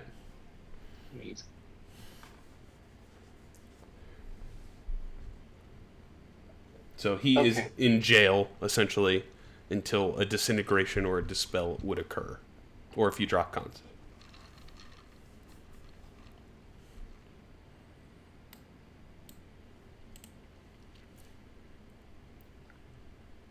Can't be dispelled by magic. Can't be dispelled by magic. Only disintegration. No.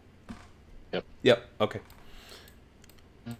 Better hope they do not have disintegration. It is my favorite D&D spell. Noticed. Really? Wonder why. I've had a wand of disintegration given by the Dungeon Master. I've died by disintegration with the Dungeon Master. Other characters that I have played with have died by disintegration. Edward died by disintegration. Mm-hmm. I'm sure there's a few more in there that I don't recall. Sounds like our DM has a fetish for disintegrating people. A lot of NPCs have it on their spell sheet already, too. But That's no excuse. You just like I think I had a character just also like died it. by it. some of you do. I mean, it's only like plus 40 damage, so...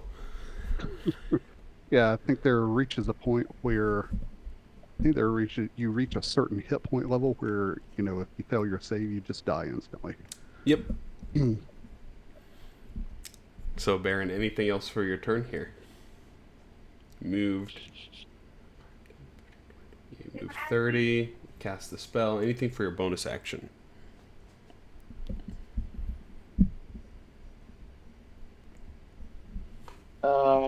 Yeah. Quicken. Eldritch Blast. Okay. Quicken I'll Eldritch hit hard. Blast. I'll hit hard. Hit number uno.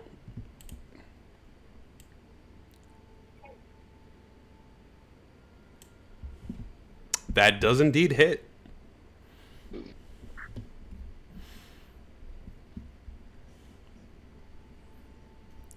Second one just hits. I think. Yeah, or 29, excuse me. It's 17 on the dice. My bad. Just hits by a billion. So.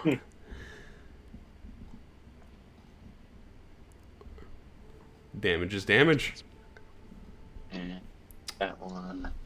And I'll move him 30 feet back because I have Repelling Blast. Okay. He's looking a little hurt. 30 feet, you said? Yeah. 15, 20, 25, and 30.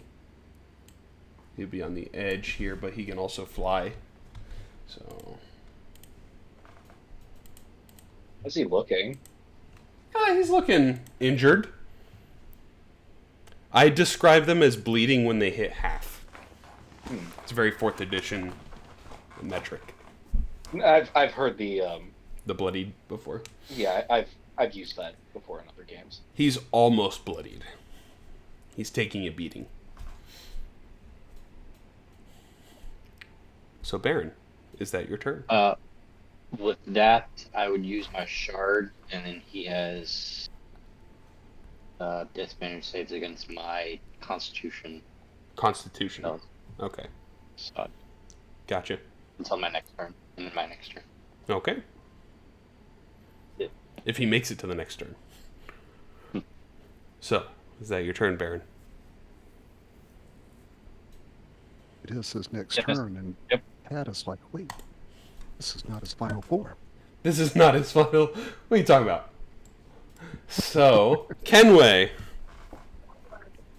I'm gonna just make it nice and easy for you, Pat. What do I always do? Do you want to steady aim and shoot? He's about 100 feet away. And your pistol goes, just so you know, 40 feet.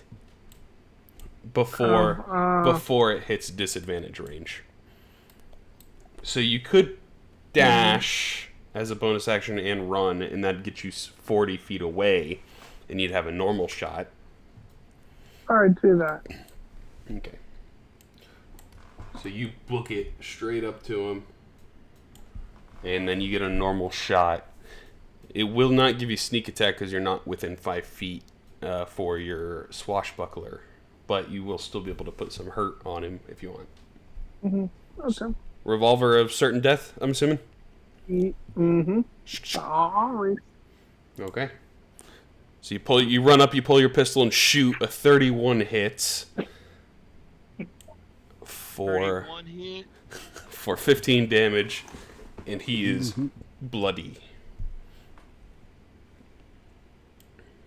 I wish we had the sneak attack. That could have did like 40. Would have done a lot more, yeah. Especially because I think your sneak attack just went up again.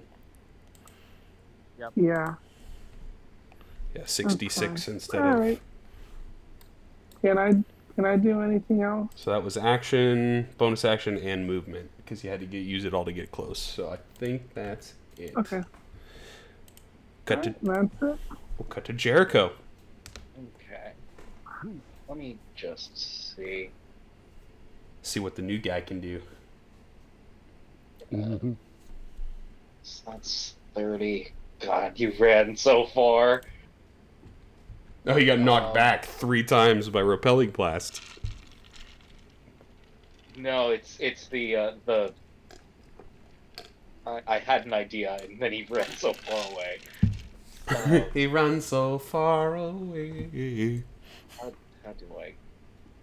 You can grab the pointer to move it to Oh, the center part. Hey, you're figuring it out though. yeah. You drew that circle, no problem. Yeah, if you hover in the middle of it, it gives you a dot. You can there grab it that and is, move yeah. it. He's learning more than I did on the first session. Yeah, and that doesn't go any. Whoa! Why I zoomed out? Why did I zoom? You probably scrolled your middle mouse wheel.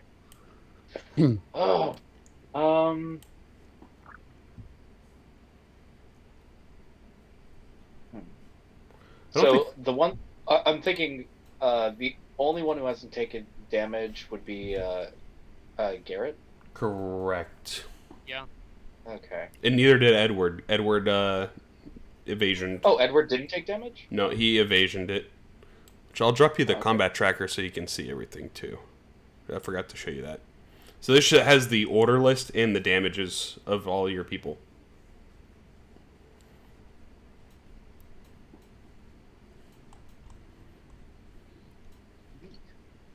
I'll have to learn that. Choose officers. So I currently, I you, might as well just. you, Baron, and Cordell are the only ones injured currently, apart from the bad guy. Yeah, that's fine. So I will. And you can control click yourself too. There you go. Did I select all three? You need Baron. Control click Baron. There you go. Okay, and I will cast Mass Cure Wounds. Nice. 23 back to everybody. Nice. Wow.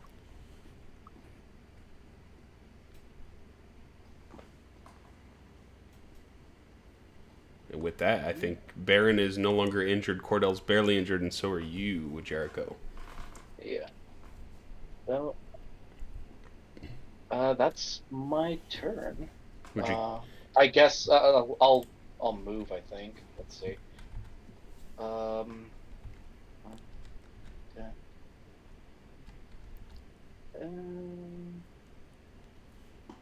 5, 10, 15, 20, 25, 30. ooh. Here.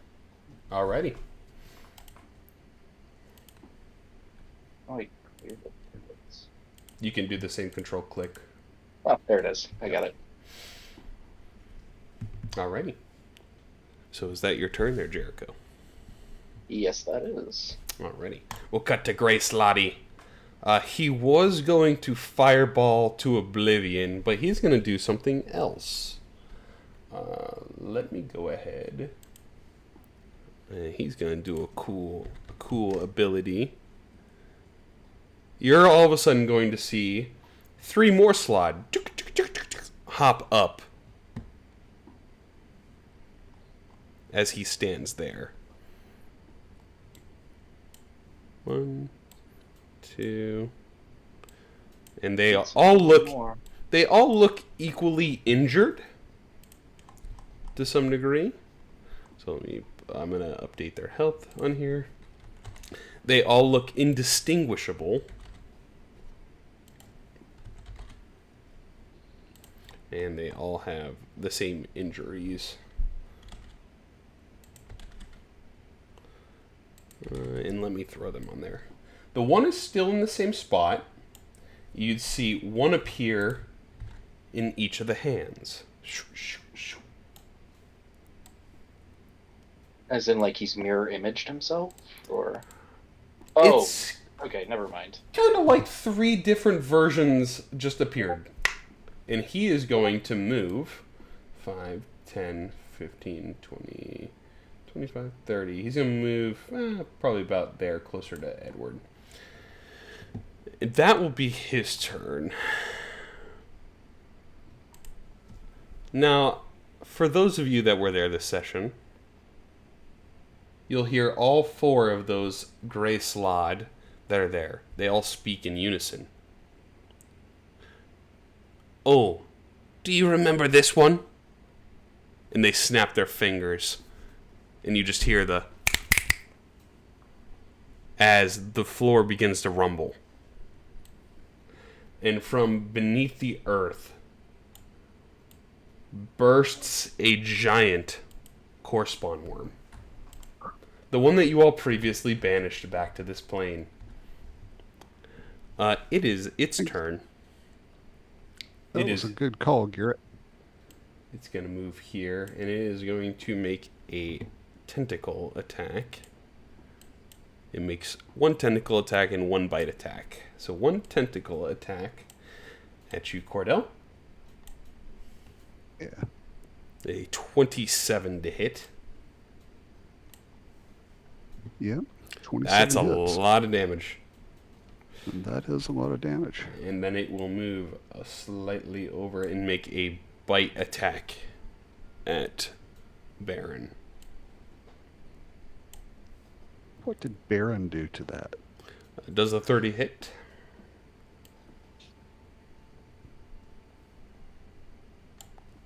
So the bite attack sinks in. And as it sinks in, you have to make the dex save. Would you make the concentration? You'll make the dex save now.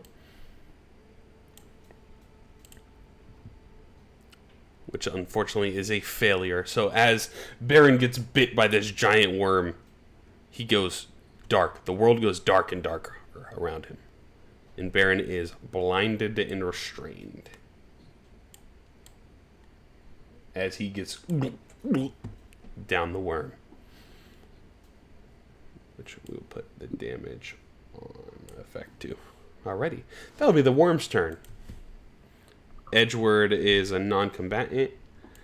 The slots all share the same initiative too, but that's for a different reason. So let me just give them the same.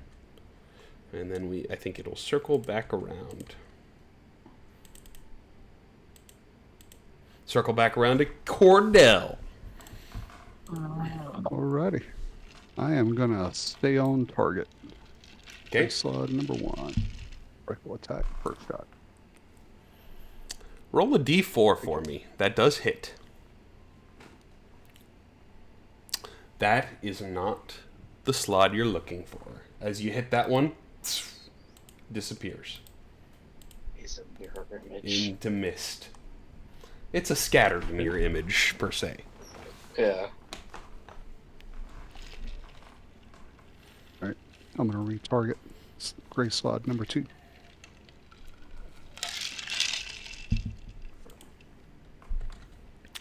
Go ahead, roll a d4 first. Oh, go ahead, roll a d4 first. Or actually, it's a d6.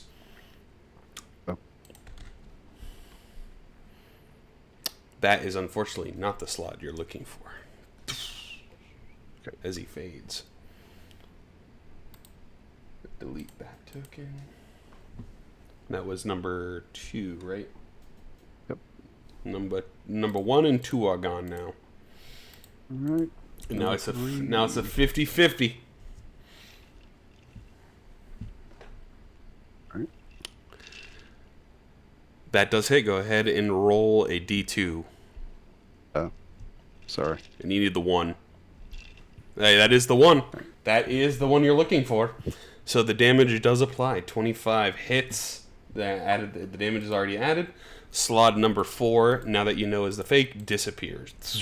And this is the gray slot you are looking for now. As he goes, how'd you find out? You only had to shoot 3 times?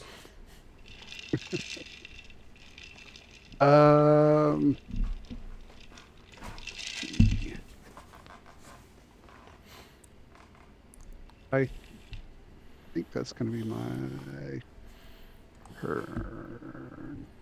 Okay. Yeah, that'd be my turn. Garrett, you have the death slot inside of the wall of force in front of you. You have the correspond worm, and then you have the real gray slot up to the top. What would you like to do?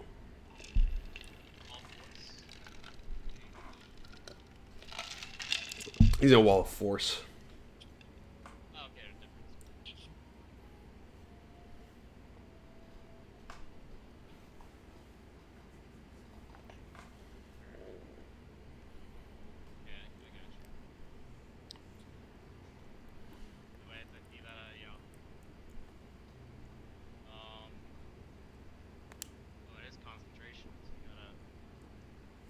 He succeeded on the con.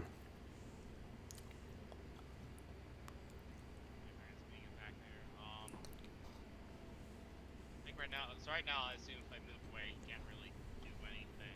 Correct. He's in the wall, of course. Would you're quiet again, Lewis? Alright, I actually pulled my mic away on purpose, now I fixed that. There you go. Yeah, that. Force, you can't do anything, so I'm just gonna really move out of here. Okay. I'm gonna fly 5, 10, 15, 20, 25.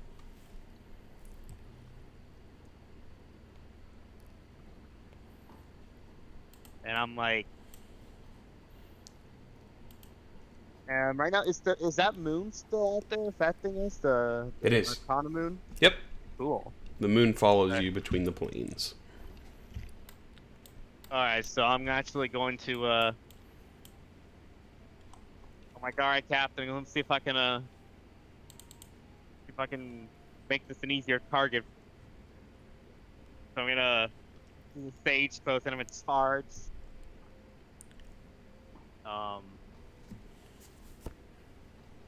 An attack here. Gonna cast Guiding Bolt. Okay. On the gray slot or the worm? Gray slot. Okay.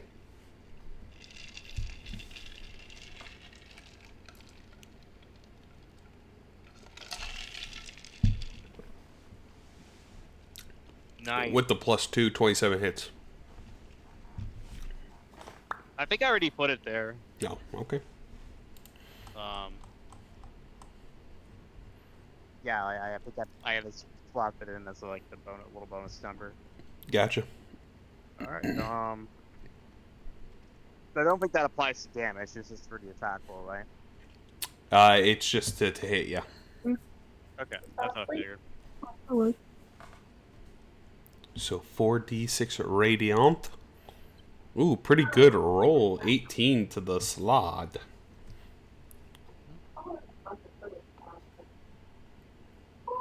And now he's been marked, so now next hit will be at advantage. Okay. It's like, all right, Captain, or Cordell, whoever hits him next. Yep, shoot him up real good. Or Edgeward. Gotta make it It'll there. likely be Baron who would hit him next, I would think, if I'm Baron. looking at this correctly. Aaron has been Aaron's inside the swallowed. worm. Oh, okay, never mind. Alright, so that was my action. So I assume these can I assume these are stairs where you can and the statues are kind of fairly tall and Yeah, they're about have 30 short feet shadows? tall. Yeah. Alright, so I'm actually going to use the rest of my movements. 40. And I'm actually going to take advantage of the gray. Use my bonus action and, take advantage of Cloak of the Bat to hide. Okay. Do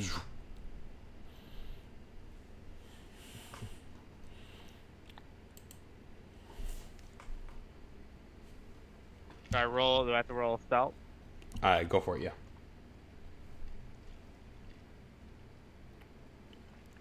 You hear the gray sod go, "Where the hell did that little guy go?" He doesn't seem to know.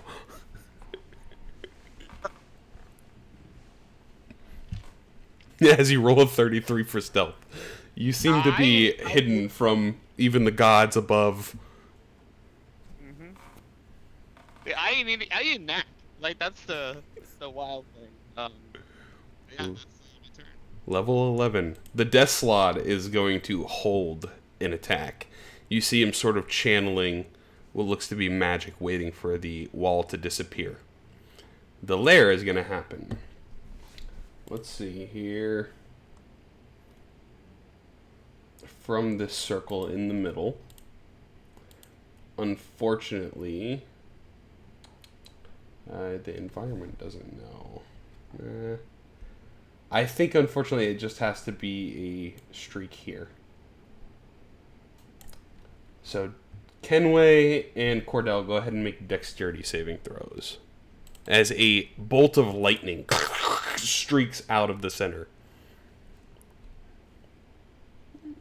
And I'll make that for both of you succeed. Kenway takes 0, and Cordell takes half. Nice dodge. Thank you. Cordell No, I did takes not roll it. 13 lightning damage as the lightning bolt streaks out. There we go.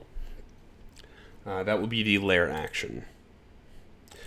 You can sort of assume that the channeling of the portal is getting a little more powerful, by the way, as the rounds are going on. Baron. That shouldn't have applied yet. 26. No. It is your turn, Baron. The damage for the burning does not happen until the worm's turn. So I give it back. So, Baron, you are inside the worm, blinded and restrained.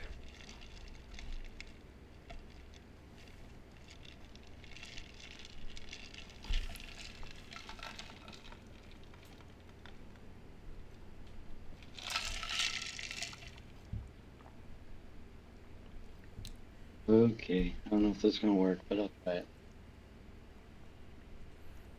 I will use my bonus action. Get my 5th level spot back. Okay.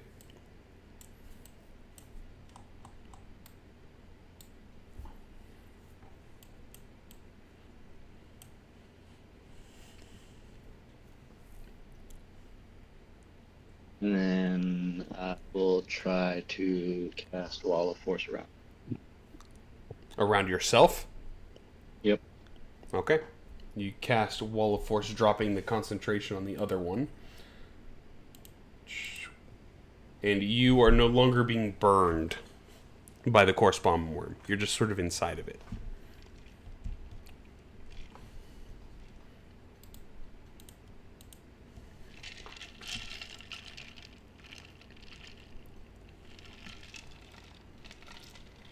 All I can do. Okay, Captain Kenway. You have all 3 targets now. You have Grey Slod, Death Slod, and Correspawn Worm. They are all within range of your current position. Who's the most hurt? The Grey Slod is the most hurt. The other 2 are untouched. I'll attack the Grey Wizard. Okay. Steady aim, or would you like to move to be within 5 feet? I want steady aims. I want to sneak attack. Okay. So Kenway, with his revolver of uncertain death for the Grey Slotty. 26 hits, so you do get sneak attack. We'll put that on Kenway. And roll the damage. This might do it. Grey Slot's looking really, really hurt as Kenway pulls back and shoots and blows an arm off. You see him, he's like, "Oh, you done pissed me off now. When I get over there, you screwed." So, unfortunately, I think that'll have to be your turn, Kenway, since you have to use your everything to steady aim. Jericho. Yep. Okay. Let's see what exactly. Well, actually, I don't. Wait, who did you fire at? You fired at Grey Slot. Oh, because he didn't need to steady aim because I did the grant disadvantage. He did put guiding bolt on him. True. So it still would have hit. Do you want to move or anything for your bonus action movement then? Edward. Does he have a second attack? Not as a rogue, no. Unfortunately. Am I next to anyone? Ally or... Ally. You don't know where Garrett is. Jericho would be the closest one. Put me slightly next to him, or close to him, I guess. 10, 15, 20, 25, 30. Okay, there you go. That's it. Okay. Now back to Jericho. There we go.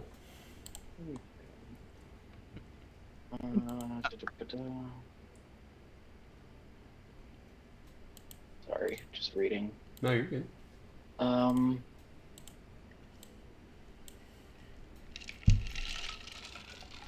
Okay. So right now, Cordell, you're not looking so hot. Yeah, I'm taking a beating. All right, then I will go. I have enough movement to get behind you, right? Yeah, you do. Yeah, so I'll just come over here, and I'm going to cast Cure Wounds, and I'm going to upcast it to... Okay. I'm just going to do that. Nice. Cure Wounds... How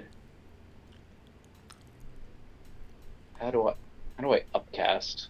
Do I When just have you're to do it multiple times? when you drag the dice off, if you right click while you're holding the dice, it'll add the dice to it. Okay, so that would be second, third. We'll do 4 times 8 is 32.5 with 16 average. Yeah, 4th level. 21. That's pretty good. And, so it was an 8. I will use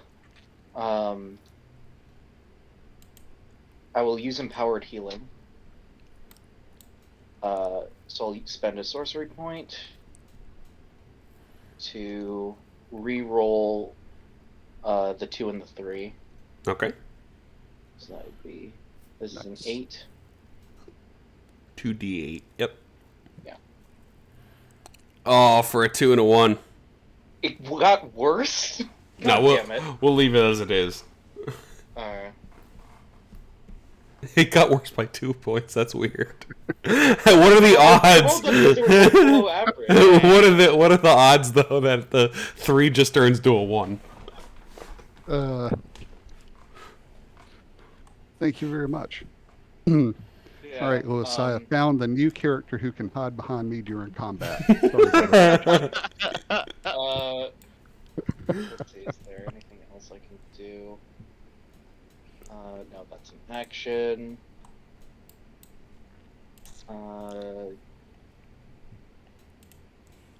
Yeah, I think that's my turn. Okay. Alright. Grace Lottie, he will go, "You've seen through all my tricks. I can't believe how intelligent you folks are."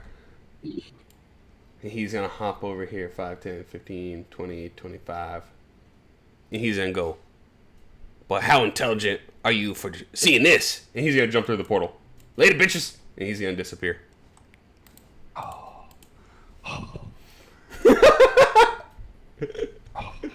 He's going to go, Oh, as he's jumping through the portal, he'll go, "Good luck dealing with my boss, bitches." well, you fucked around and found out there, Grace Slod. So, on the start of the core spawn worm's turn, this is how much damage Baron would have taken for being inside the worm. The worm is going to instead tentacle Cordell. attack Cordell. That would be funny. A 16 misses on the tentacle, so then it is going to attempt to bite Cordell. 26 hits. Hey, cat. Would you like to use some of your temporal rewinds now, Cordell? Yes. This is the time at which it makes sense to use the temporal rewinds. You have 1, 2, 3, 4. You have 5 of them. How many would you like to use and Baron can roll them for you. Let's use all 5 of them.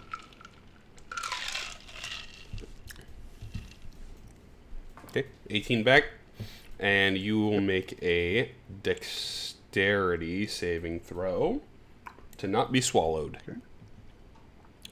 You succeed, so you are not swallowed.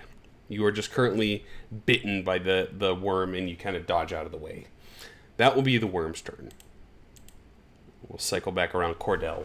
You have the worm in the death slot. What is going to make the most sense to attack?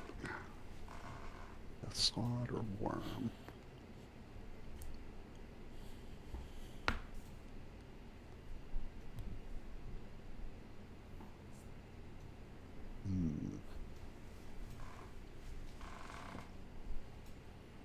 Where's Garrett? Garrett's over there. Garrett's Which one's invisible. there? I hate to do it, but I think it makes more sense to attack the worm. So, Okay. first attack. Natural 20. There we go. There we go. That's what we needed. So, let me get my cursor feet. Critical damage. There's going to be a lot of damage. Yep.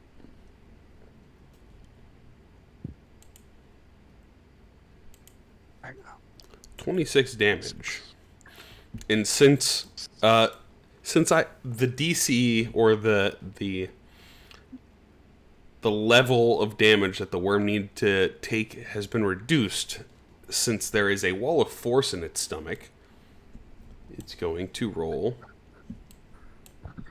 DC con save. A wall of force in its stomach. Wow. It seemingly held on barely this time. On the first shot. So it's almost dead? No. It is trying not to upchuck what is in its stomach currently. Second attack. That hits. And that will cause another reroll. Wait a minute. Oh, that's because I used the wrong thing. Still holding on. Okay. Alright, third attack. Rolling really good on these. Okay. Alright. And last reroll, because I lowered the damage from 30 to another number.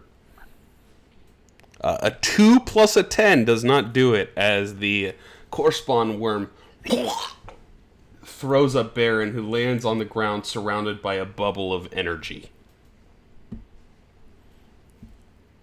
So Baron is no longer blinded or restrained.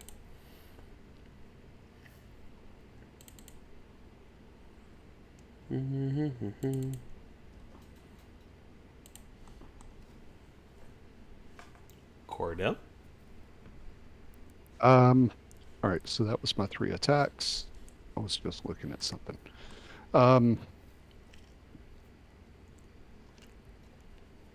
Yeah. That'll be my turn. I'm just going to stay right here. I'll take my chances. Okay, Garrett, who is invisible to everything, including the Raven Queen herself. What would you like to do?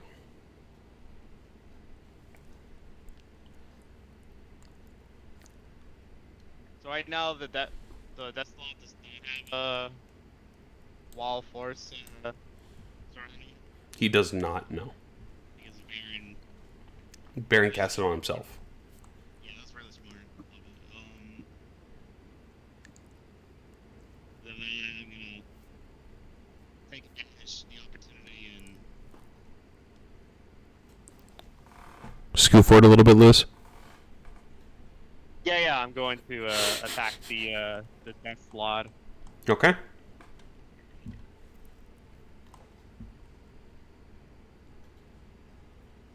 Yeah, I think I'll do the second blade again. Okay.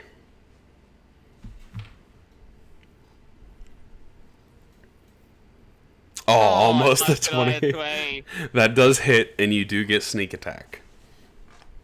Yeah, I'm definitely doing this. Let's just say this one's worse than the other one.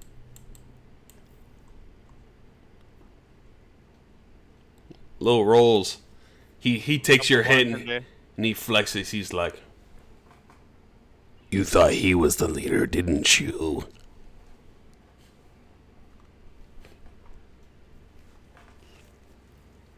Yeah, I didn't really think about that. I was just he was the one who messes with us first.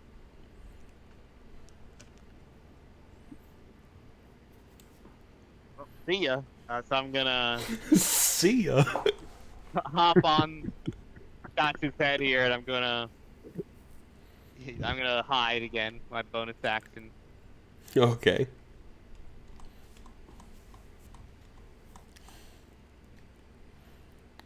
Another 30. Yeah. See ya. He just. Where the hell did he go? And I'll be end at my turn. Okay, it'll be the Death Lord's turn. He does got some goodies here. He's gonna move 5, 10, 15, 20. And he is going to make 1 bite attack and 2 claw attacks at Kenway.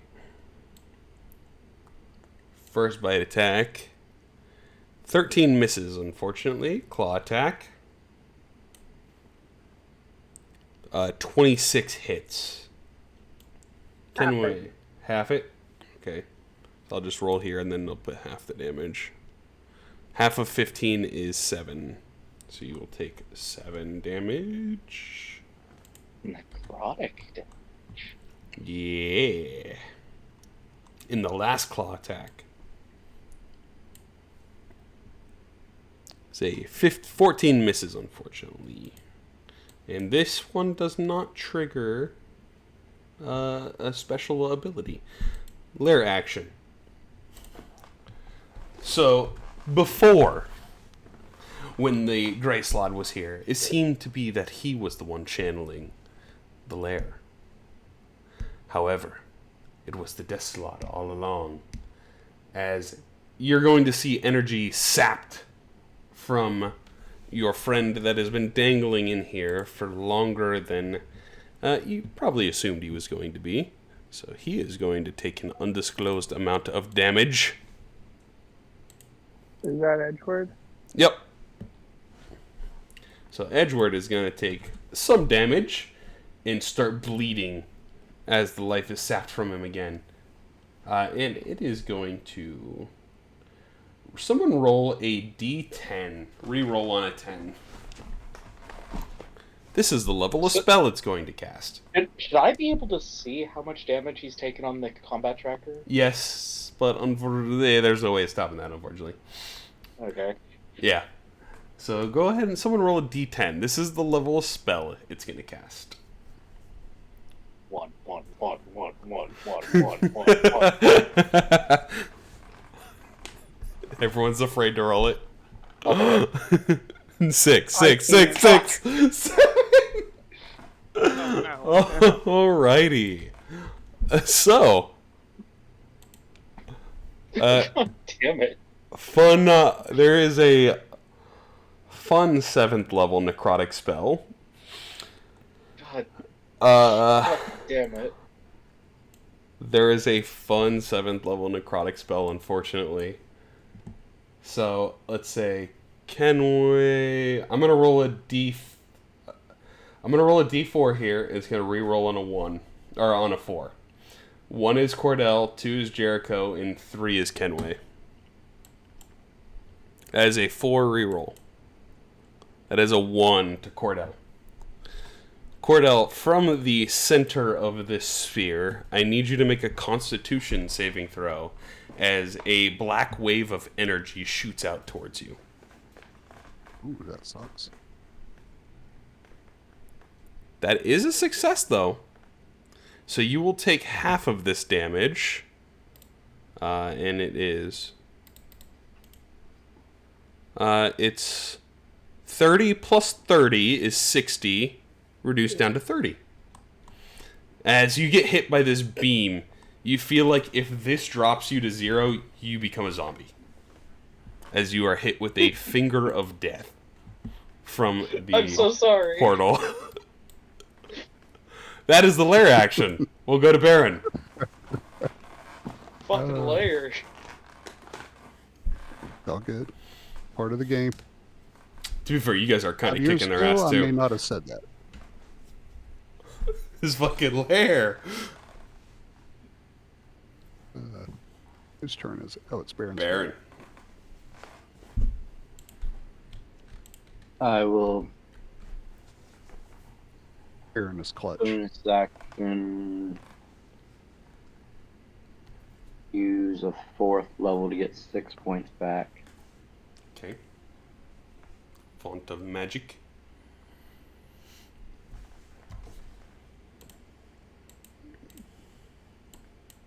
And then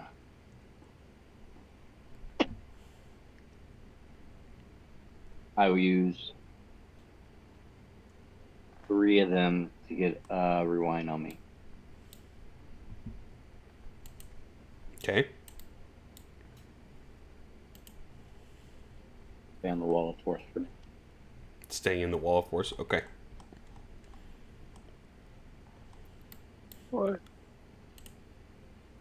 Is that it for you, Baron? That's it. That's it. Okay. Kenway, you have the death slot in the core spawn worm.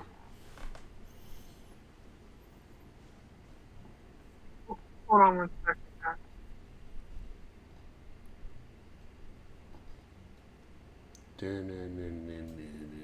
Sorry, Taylor heard something.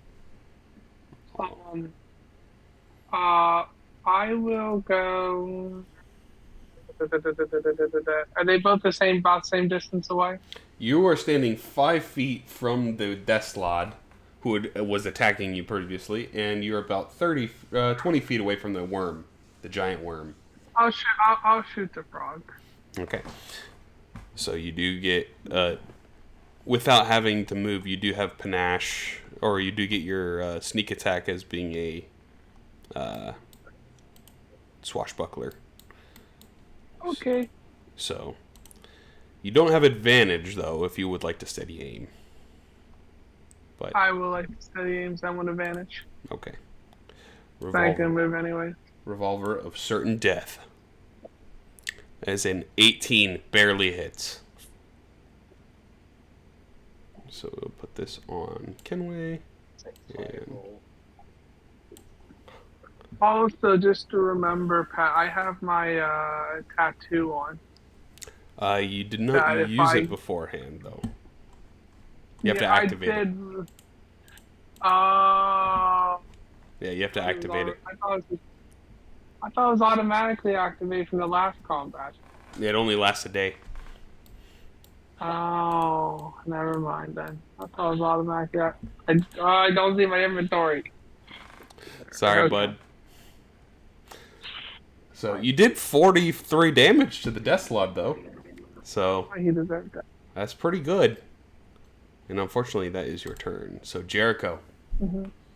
Yeah, I think I'm just gonna keep stitching Cordell back together. So I will target him for another cure wounds. So why does he keep opening more? Pumping it back into him. Yeah, and I'll cast this at 6th level. Oh. Bad guys really don't like Cordell. You've already taken so much damage as this thing. Now, hang on. Do I want to... 3, 2, and a 2. Yeah, I'm going to spend another sorcery. If you use the sorcery point, I won't reduce the healing for you. It'll stay at this or go higher. Well, no, that's the sorcery point. Yeah, I don't want... I don't to do this. Oh, yeah, I know, but I don't want to cheat it like by reducing it on you. So if you get higher than whatever you roll. Okay, so that would be D8s. And it's 3 of them? Yeah, you're going to do the 3, 2, and 2? Yeah. Yeah. Okay. So that's an additional. What was that? Additional 4 and 3 is 7. Extra 7. Because I'm only going to take the ones that are higher. Yeah. Okay. So there you go. Cordell is back under bleeding. So he goes from bleeding, and then as Jericho's just pumping it into him, the wounds close and he stops bleeding. Yeah, that's my turn. Okay. The correspond worm. The correspond worm is gonna. I think it's just gonna correspond worm. You know, like it sees the dude in front of him, so it's gonna attack and eat. So, and it can attack Buddy in Wall of Force. So, an 18 misses on Cordell. So we'll go into the bite attack on Cordell.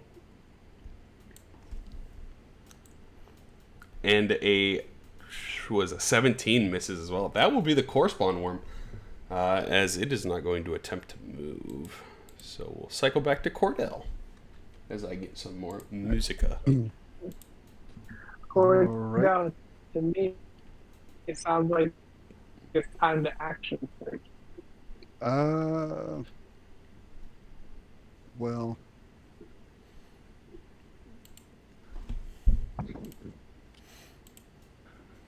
You take out that worm or that frog. yeah, I'm still. The death slot is the bigger threat, but the worm keeps picking at us. So I don't know. What do y'all think? You think should target the death slot or keep targeting the worm? If we get rid of that death slot, then we don't have those layer ability, those layer attack. All right, True. we will do that then. Is this cyberpunk? It might be. No. Yeah, first attack against the death slot. You can re-roll the 1. Re-roll that. Oh, it was almost another 1. 21 hits. There you go. 22 damage is good. Second attack. 31 Take hits that. for 14 damage. Third attack. 23 hits. 3 shots. Oh, low rolls. 15 damage. He's not looking bloody yet. And yeah, I think this will be a good spot to go ahead and action surge. So Alrighty. I'll take Action 3 more surge. shot. You kick into like adrenaline boost, and all of a sudden you start moving quicker. And 3 more shots. 20's good. Now he is bloodied. I could use a natural 20 right about now. Here's a 2. Yes. You roll the damage still. Oh, wait. Sorry. Here, just roll another Right. attack and see if it hits, and then we'll use that damage. Yeah. There you go. All right, there you go. It's all straightened out. He is bloody. Yep. All right, and let's see, what do we got? All right, that'll be my turn. 6 shots, 5 land. Cut to Garrett, who pops out of invisibility. He was hiding inside the statue. He was melded with it. And I was here the whole time. he pops out. For I am here. And I'm gonna shoot up death slot for another psychic blade.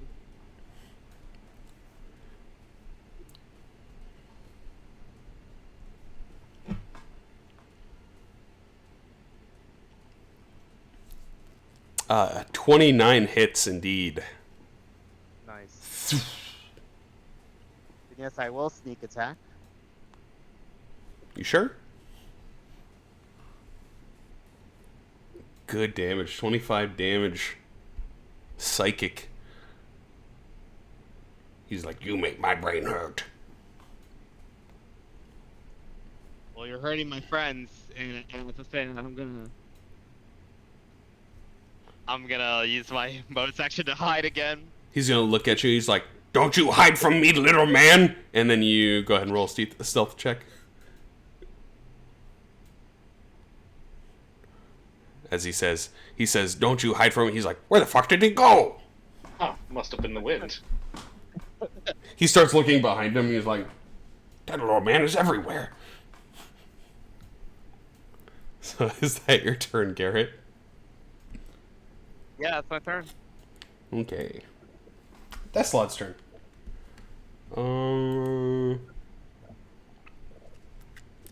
Yeah, he's just gonna do this, I think. He's immune to the damage. I don't think he cares much. He's not immune, but yeah, that'll play. 2, 3, 4. Hits the worm. Hits himself. And he's going to go Krakatoa! As he is going to cast Fireball. And the DC is +2 extra. So it's 17. So Edgeward succeeds. The Corpse Bomb Worm fails. Jericho succeeds. The Deathlod fails his own save. Garrett succeeds. And Cordell fails. So he will, and it was at a higher level. So 3, 2. So he has resistance to fire? Yeah. You son of a bitch. Well, I don't take damage because I'm You have evasion. evaded that. So go ahead and give Oh. yourself 21 back there, Garrett. Boop. Kenway also succeeded, so he gets 21 back.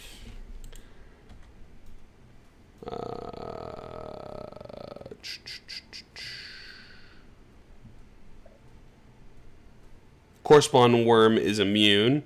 Deathlod takes half.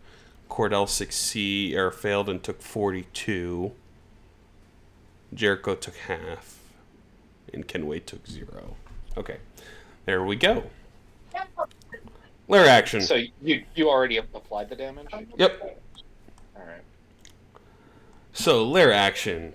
It's going to sap again. The Deathlod failed. Yes. Let me see. It would have been 21 damage instead of 10 because he's resistant. At 11. There we go. So, Buddy inside is going to take a little more damage. Okay. Someone roll another D10 reroll on 10. Don't make me do it. Don't make me do it. All right. I will take one for the team and roll a 10 for you. God damn it! 7 again? I can't. It can't be the same one. I'm not gonna re-roll Finger of Death, so you can re-roll it. It feels cheesy to have Finger of Death twice. Oh, that's better. Oh my fucking god! Oh no! That's better. So, I don't know. This might kill everybody. Let's see here. I'm gonna pick a couple and then we'll have someone roll. Patrick, I just got here. Well, I'll pick a couple and then I'll have somebody roll a spell for it, or a number. Because there's only really one necrotic damaging spell in. There's only one really necrotic damaging spell in the 9th level slot. I think Power word isn't necrotic, is it? it technically is. You son of a bitch. It technically is the only one, I think. We'll have this affect everyone except for the Deathlod, because he would exclude himself. So. But I'm invisible. Not invisible. I'm hiding.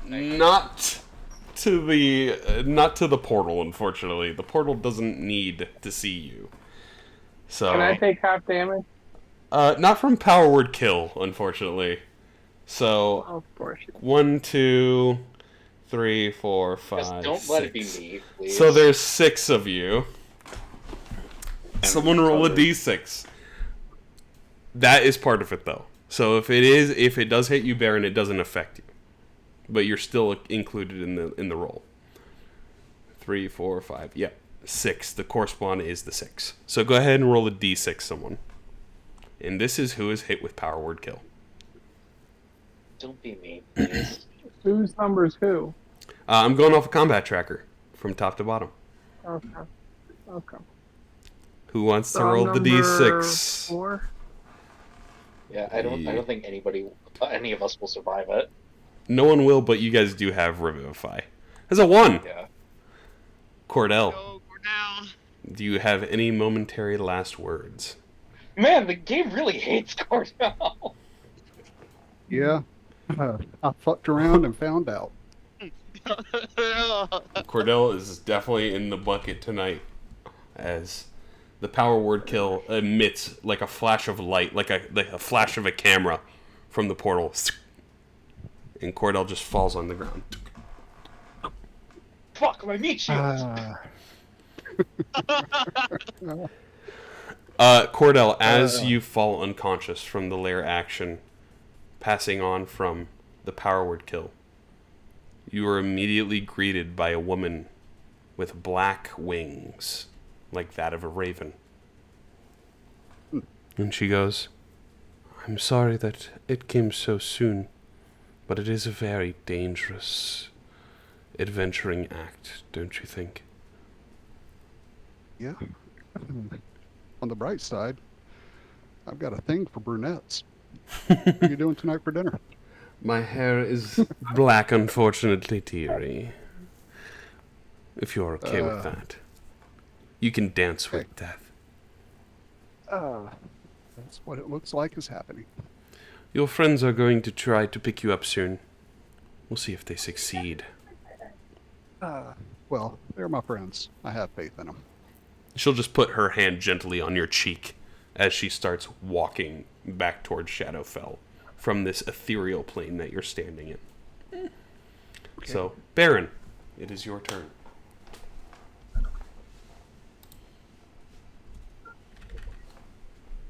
Can I see Edward? You can, yes. The only one you can't see right now is your invisible halfling. Sorry, I should have done this earlier. I'm going to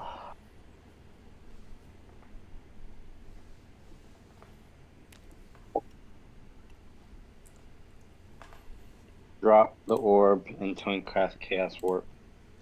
Okay. Warping whom's with what? Edward out. Worm. Edgeward away. out. Edgeward out. And you can put him where? And where would you like the worm to go? He has to make a save, right? Charisma save? Yeah, it's going to be on disadvantage. I don't think he's going to make it regardless, especially with your bonus. Yeah, he fails. So, 90 away from... Okay. 90 away. We'll just put him in Oblivion over here.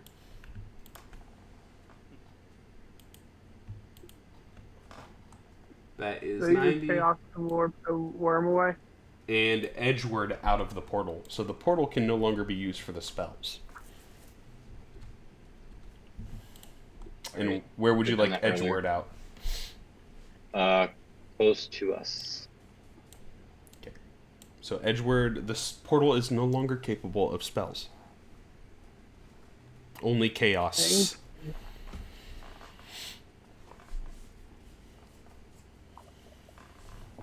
Although I don't think it gets better than a 9. Yeah.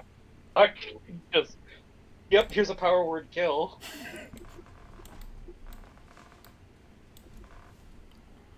Hey, you guys rolled it.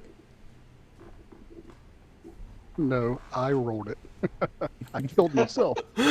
Yeah, oh no, that's Oh, even no. worse.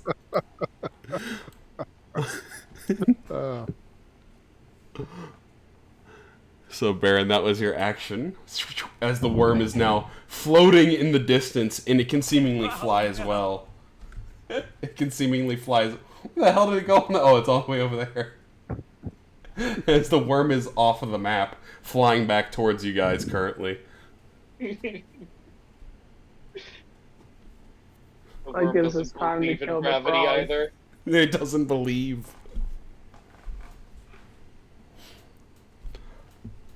So Baron's gonna run off the map.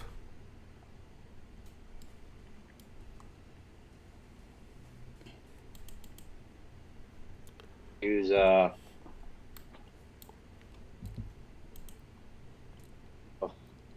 fourth. To get 6 back? I get 3 for 5. Oh, okay.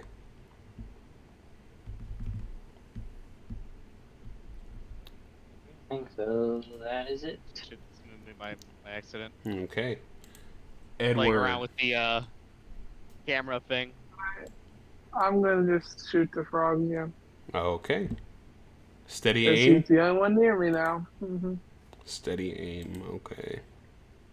Advantage, revolver of certain death, and hopefully it will be his certain demise. As a 25 hits. Get sneak attack. Sneak attack. He's looking Come on, very, Dave, very please hurt after that shot. No. He is still standing, It's- unfortunately. Okay, that's my turn. Jericho. Yep. Get up, samurai. We have a city to burn. Okay. So this is the first time that we've had this before, too.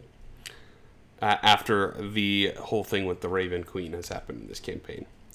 So how it's going to work in combat, Cordell will be resurrected for the combat. And then we'll have to do the ritual after the fact to see if his soul stays. Because there is a challenge that comes with the Raven Queen's resurrections. I thought he was just unconscious. I didn't think he died. I thought he has to roll for death. Power word kill just kills you. Yeah, if you have Into less the than kill spell. 90, it's just Oh, you die. okay. Yeah. So Yeah. you cast Revivify, correct, Jericho? Yes, so I need to get rid of one of my diamonds, which is there. As Cordell fades back in.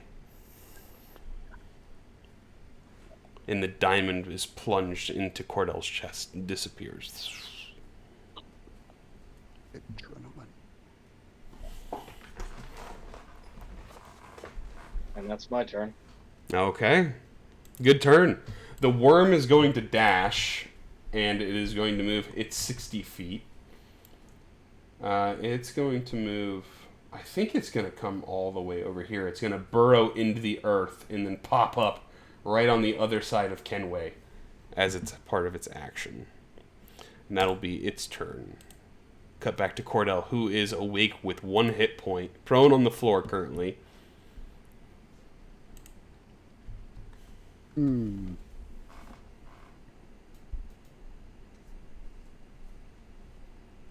Okay.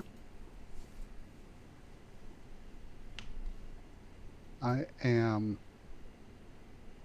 going to retarget the death squad. 3 attacks. Stand up in 3 attacks. First Hits. shot.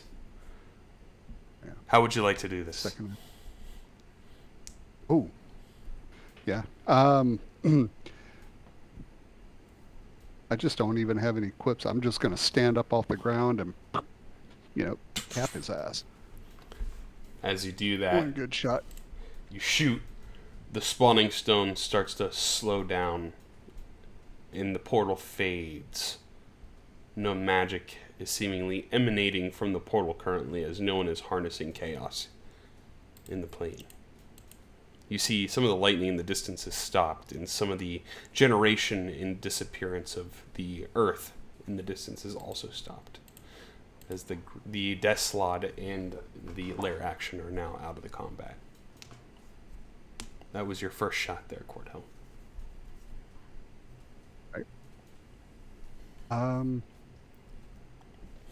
That shot on the worm. 24 hits. 19 damage is pretty good. Third shot at 20. Nat 1 re-roll with your Stone of Halfling luck. Oh, sorry. You're going to hit. Wrong one. You're going to hit anyway. Boom. There you go. Right, there we go. Bam. Alright. And I am going to use my bonus action to second wind. 16 health back is not bad. It should be plus 1 more because you're an 11th level fighter. 1d10 plus 10. Okay, yeah. So that should put me down to 81. Boom. There you go. All right. And I can move. 15 feet.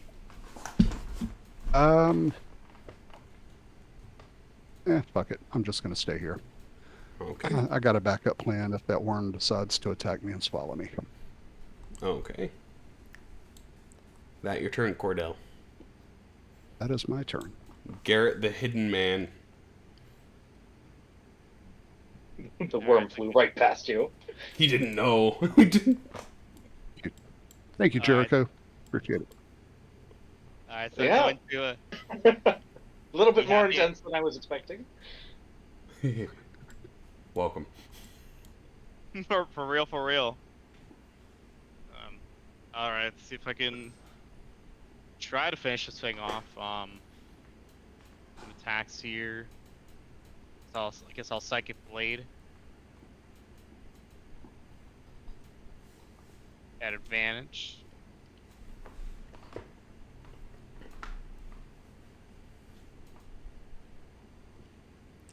So 23 hits. I will sneak.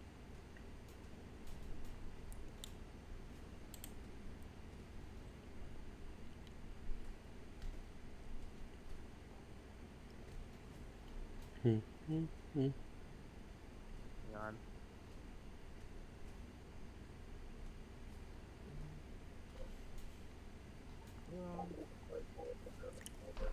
27 damage. And it seems to be immune to psychic damage. It looks over at you and it's just like... That's unfortunate.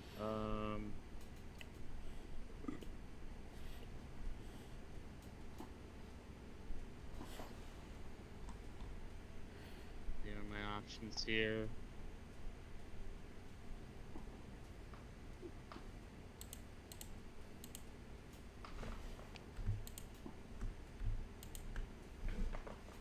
Yeah, I guess I can take out no, I already attack, so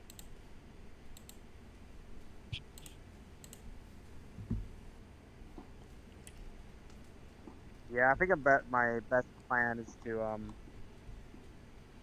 is a bonus action hide. Okay. Go ahead and roll your stealth check. It's 28. But you get this weird feeling that this thing still seems to know where you are. Even though you're hidden. I get the should I knack? I'm gonna. You don't feel that you're not hidden sufficiently. You just feel it knows where you are. Alright. Even It if you're smells you. hidden. It can seemingly You- see things hidden around it. Alright, either way, I'm Either gonna. be an earth tremor or a blind sense. Mm-hmm. Maybe. Well, either way, I'm gonna end my turn. Okay. Baron.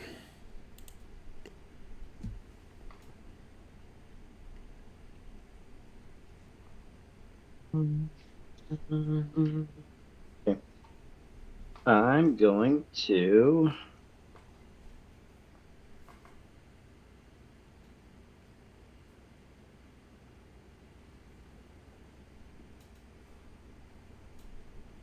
Alright, I'm just gonna Chaos Warp him on the 4th level. Okay. I'm sure he failed. Probably. I mean, he's got a -3 on a nat 1. -2. There you go. He rolled a -2. Wow. 9. Critical failure. 150 feet away from us. 150 feet away from you guys. Yeah, but I'll move. How am I closer to supposed to the shoot him?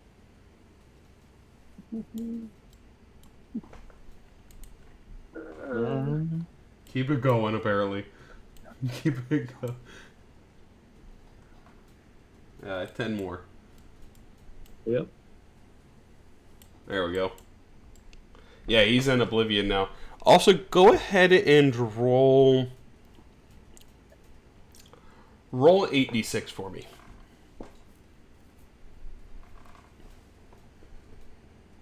8d6. 7 more. Oh, sorry. No, you're good. I thought you said 8. A d6 plus 7 more.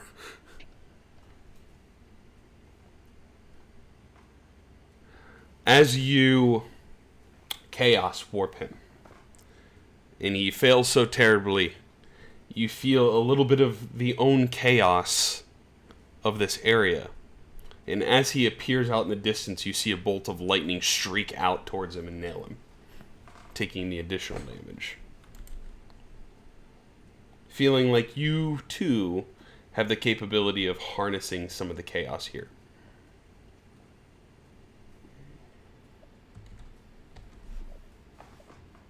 So that was your action, Baron. Everyone can harness chaos to some degree.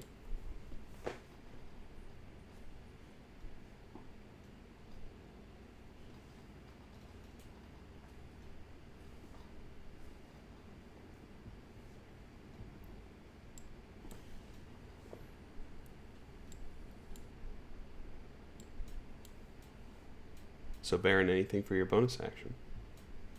Just first level 2 points back. Okay. And that's it. That's it. Okay. Kenway. The worm is 1 billion feet away from you. What would you like to do? Is there anything I can do? You could hold. I guess I'll hold. Well, what would you like your trigger to be? When he gets close, I'll shoot him. Okay. Is that your turn, or would you like to move or attempt to hide first? Well, if Garrett's hiding and he still knows where he's at, what difference does it make? Okay. So I'll just stay where I'm at. Okay. Is that your turn, Kenway? Yep. All right, Jericho. Since nobody's really dying right now, I'll hold until he gets into 90 feet. And what will your hold be for your trigger? I will cast Immolation, and I'm going to transmute that into thunder damage. I don't know what that'll look like, but I'm going to do it. I like it. That sounds cool as shit. I agree. I want to see this. Okay. So is that your turn holding Immolation? Holding Immolation with the transmute spell. Perfect. Okay. Epic. I like it. So we'll go to the corresponding worm, who is going to move 120 feet. So he will come in range, because he was 50 there. So that's 20. That'd be 130. So he'll be 10 away from Kenway, because that would make 120. So as he gets in range, it sets off Jericho first, because 90 is before 40. So Jericho, your held action goes off. Alright. So I will...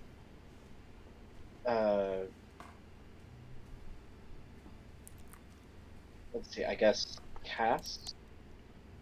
And it failed with a -2. Sweet. So then it takes the 8d6. This is fire damage, but I've transmuted it to thunder. Okay. So, just so you know, it is immune to fire damage, but since you transmuted it to thunder, you see like a pulse of energy, and he is being constantly pulsed by energy instead of lit on fire. Yes. So because he failed, he is literally being pulsed over and over and over, right? Like just it's supposed to also burn him for the duration, but I guess he's just continuously bombarded with He's in a shitty rave, just being bounced back and forth perpetually. Yeah. Just. So at the end of each of its turns, the target repeats the saving throw. It takes 4d6 damage on a failed save and ends on a successful one. Okay. And So my since thing only, I guess I can just do that. there you go. That's so you're concentrating. So also, since he rolled a -2, as you cast the spell, it channels a little bit of chaos. Go ahead and roll 8d6 again for me. 8d6? 8d6, correct. As it shoots a lightning bolt at it as well.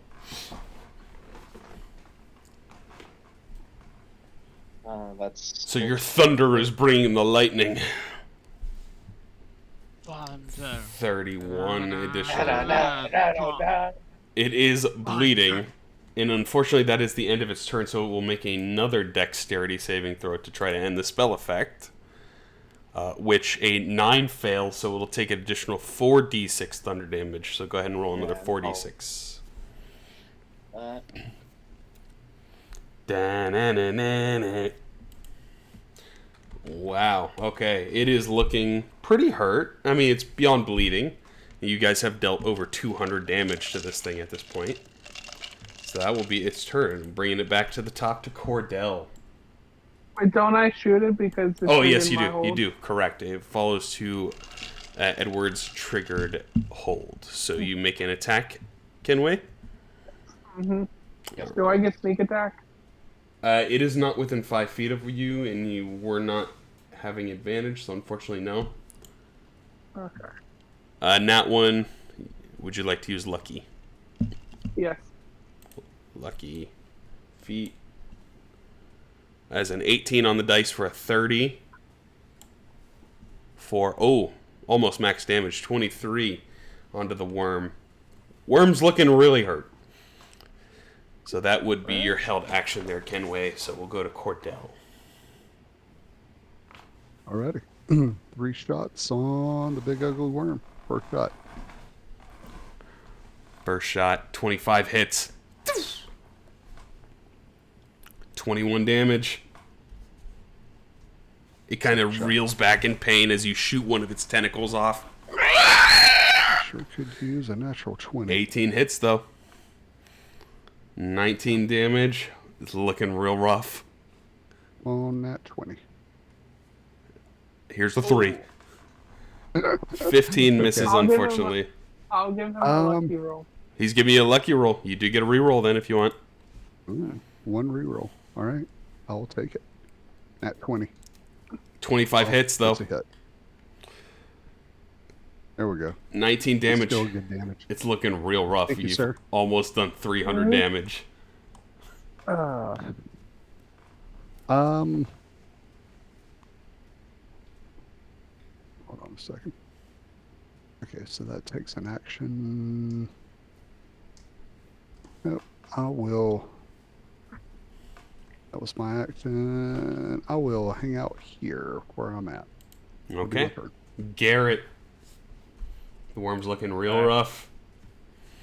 Alright, so see that, okay, I guess, second play won't work, so, like, well, got a second play, but I'm not out of options. So I take out my revolver, and I'm gonna bonus action, gonna do the steady aim. Okay, so you're not moving, steady aim, you get advantage. So if you hit, you do get sneak attack. Yep. On 23 hits. This could do it, Garrett. This could do it. come on. Get a lot of 5s. Yeah. How would you like to do this?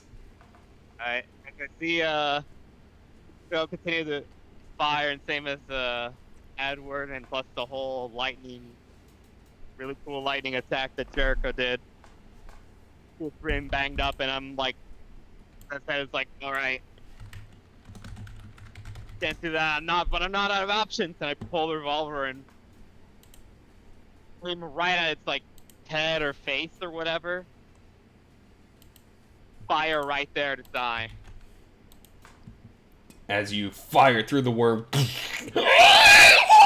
It burrows into the ground deep beneath, and you feel it just go still before it explodes underground. You just feel an intense heat of warmth are radiating from underneath the earth, contained within this asteroid.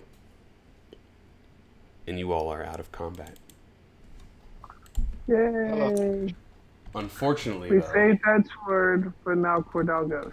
you did save Edward, But at what cost? and Cordell, as this sort of... Hold on, I'm trying to put some ambiance on. Oh, it's not working. Okay. As the combat sort of fades, the spell that has brought you back for the momentary, you start to feel your soul ripping from your body and pulling from you. It's trying to escape from you. So we're going to have a ritual. And I need 3 people to attempt to help with the ritual for keeping Cordell's soul here and not being torn by the Raven Queen. I'll Right, give so him a bullet. before we get into that, Okay. very serious question about the whole thing. I have an inspiration die I have been holding on to for just about the entire campaign. Can I use that as part of this whole ritual? You can give it to someone for part of the ritual, yes. Okay. What? I mean, I guess as one of the spellcasters, then yeah, I'll be a part of it. Okay. So, I will say, as part of the ritual, you'll sort of give me an action that you would like to do to try to help his soul, or to help his body, or to do something to help keep him here, essentially. You can do any sort of thing that you can think of, whether it's tend to the body, or bargain with his soul, or with the Raven Queen. You can do anything you can think of to attempt to keep him here. And then we will have a DC to see if it succeeds. And the DC gets lowered by each success as part of the ritual. It's very, very Critical Role style. Okay. So, what would you like to do for this ritual here, Jericho?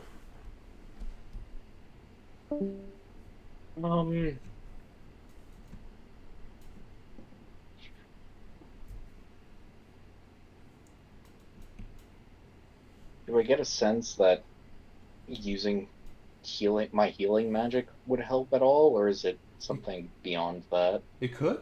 It could definitely help with the ritual, yeah. Anything you can think of. Yeah, I'd probably use my healing magic at, I mean, right now, highest level that I still have is 4. Okay. So I guess that would be 4th level Cure Wounds. Or yeah. So go ahead and roll a d20 and add your spellcasting modifier. So that would be the charisma modifier? Correct. So it's basically just an ability. Just a charisma check, yeah. Yeah. Okay. And can I also? I have Favored by the Gods, which allows me to add 2d4. It's if you fail a saving throw or miss with an attack roll, you can roll 2d4. Could I add that to this as well? You know, I'll give it to you. Yeah. Go ahead and roll 2d4. Okay. Cordell, would you like the your inspiration dice to be used for this roll? How many rolls total have we got coming? It's three checks. But we And don't each know the DC, do we? unfortunately no, but each check reduces the resurrection DC by 1 stage.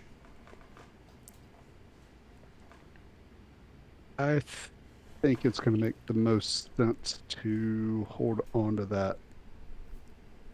Okay. Okay, so if we succeed, In it'll all. reduce it.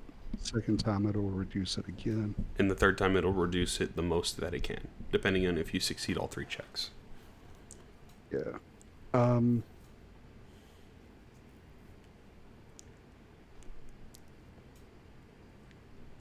Hold on to it or use it in this round.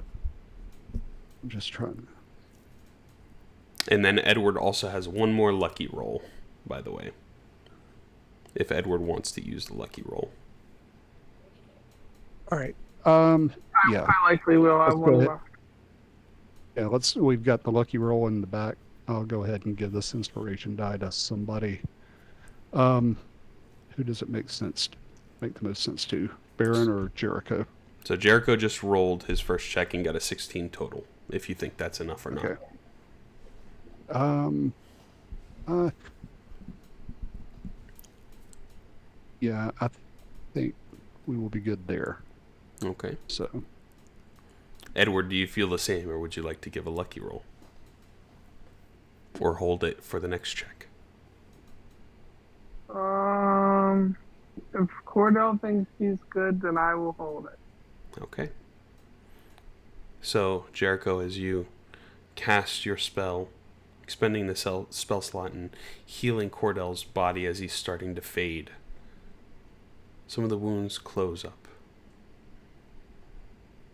Who would like to be the next for the ritual?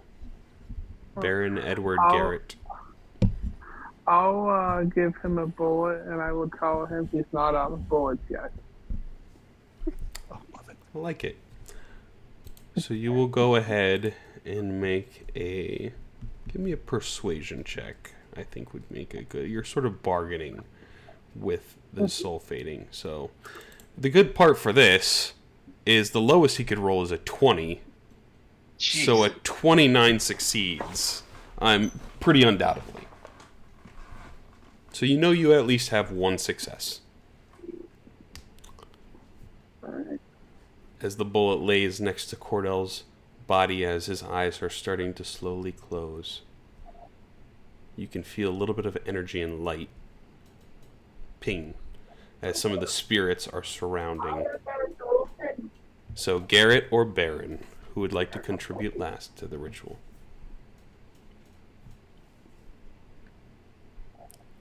I'll do it.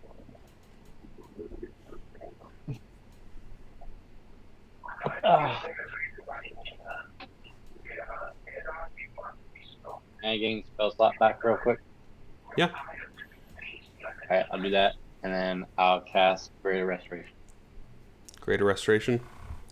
Yep. So the DC is a little bit higher, since you're doing the same thing as sort of Jericho, with assisting in healing the body. So go ahead and make a spell casting modifier check. So charisma for you as well.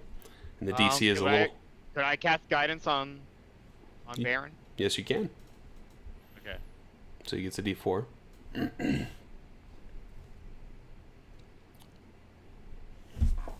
I will re-roll that with magical guidance.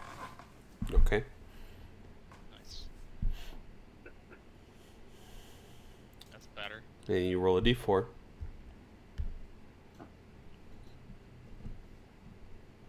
And then you also have the lucky roll or the inspiration if Cordell would like to give it, or if Edward would like to give the lucky roll. It's up to you guys. If you feel a 17 will succeed on a harder DC. Okay, so we've got 17, 29, and A 16. 16. Yeah, let's take our chances and hold on to it. Okay. Edward, do you feel the same?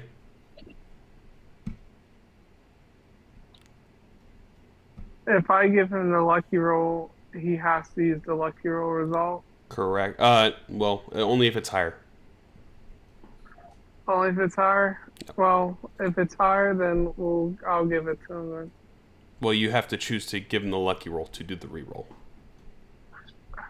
Yeah, but then he only takes the higher result, correct? Yep. Yep. And this is the last roll? Yep. Oh, well, before the final roll, which That's- uses the DC based off of the ritual. Okay. I will give him my lucky roll. We'll leave Cordell for last. Okay. So you get one more D20 roll, Baron. It's a little lower. So 17 is the height. Okay. With that, is the ritual complete, or is there any other things that you would like to try before moving to the final stage?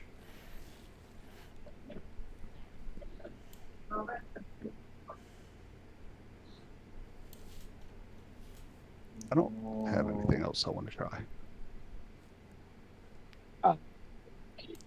Nothing else for me.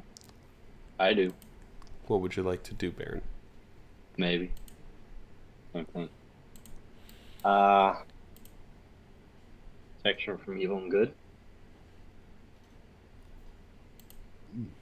Interesting. Let me see here. Trying to think. I understand where you're coming from, and I see how it could possibly do something.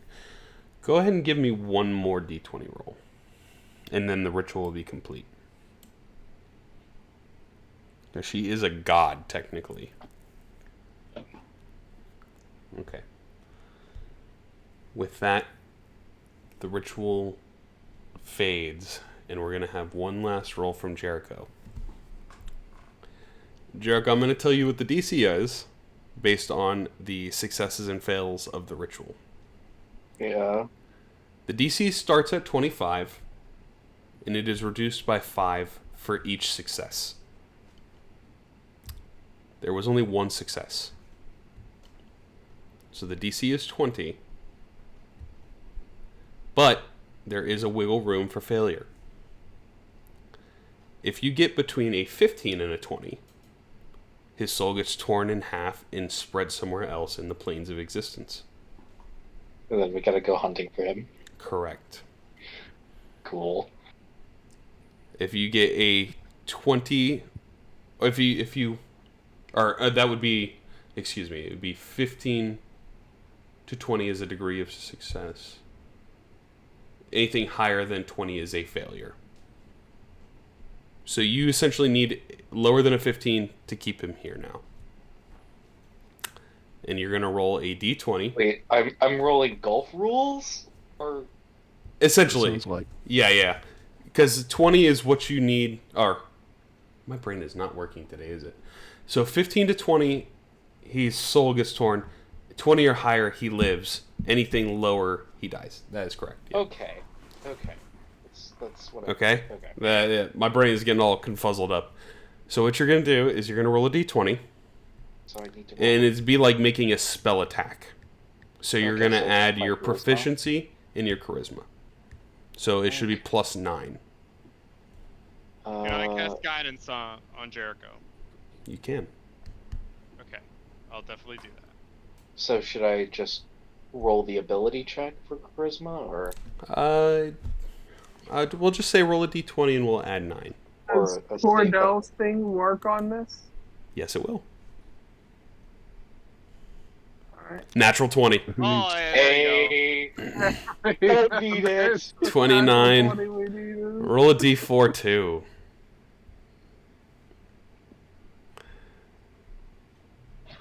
So with a 31, Cordell, your eyes close, and you can feel the grab of the Raven Queen trying to pull you to the other side.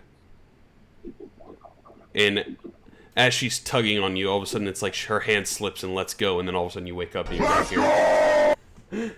And you are back here amongst your friends, amongst your crew. I love you guys. Huh. I'm gonna turn away real quick, and they can tell I'm wiping away the tears, but turn away real quick, do it so they can't see it directly. So it was nice Love to you meet you, guys. Cordell. Nice to meet you too. You died to the worm, but you survived a mind flare. Let's get it right the It first. wasn't the worm that killed him. It was the chaos magic. Yeah, it was my own dice roll. I'm the one that rolled the 9th level spell to be cast. Which just so happened to be powered for a kill. And Honestly, ironically, I said I'll take one for the team. Before I rolled that too. Patrick, if you had killed me, does anybody else have like Revivify or something like that? Yes. Okay. They have, some of them have tattoos, spell tattoos. Okay. So there are more people that have Revivify. This party is very stacked right about now. So dying is just an inconvenience, more so than it is a permanent thing. And that's why the Raven Queen is trying to make it a little more challenging for them, to have a little bit more risk. Mm-hmm. Because the first part of the campaign, there was no risk. It was just like, oh, they died, they're back. And there's also people that know, like, 7th and 8th and 9th level resurrection spells. So they have access to those people to do those things. So dying isn't a consequence. It's more so coming back that is. So, as we sort of are finishing up here, Edgeworth stands up and he walks over to you guys. He's like, yo, I didn't think I'd see you guys again. Where's Jezebel? We gotta go to the bar. Goonway is so back. Goonway's gonna go, you know what sounds good right now, guys?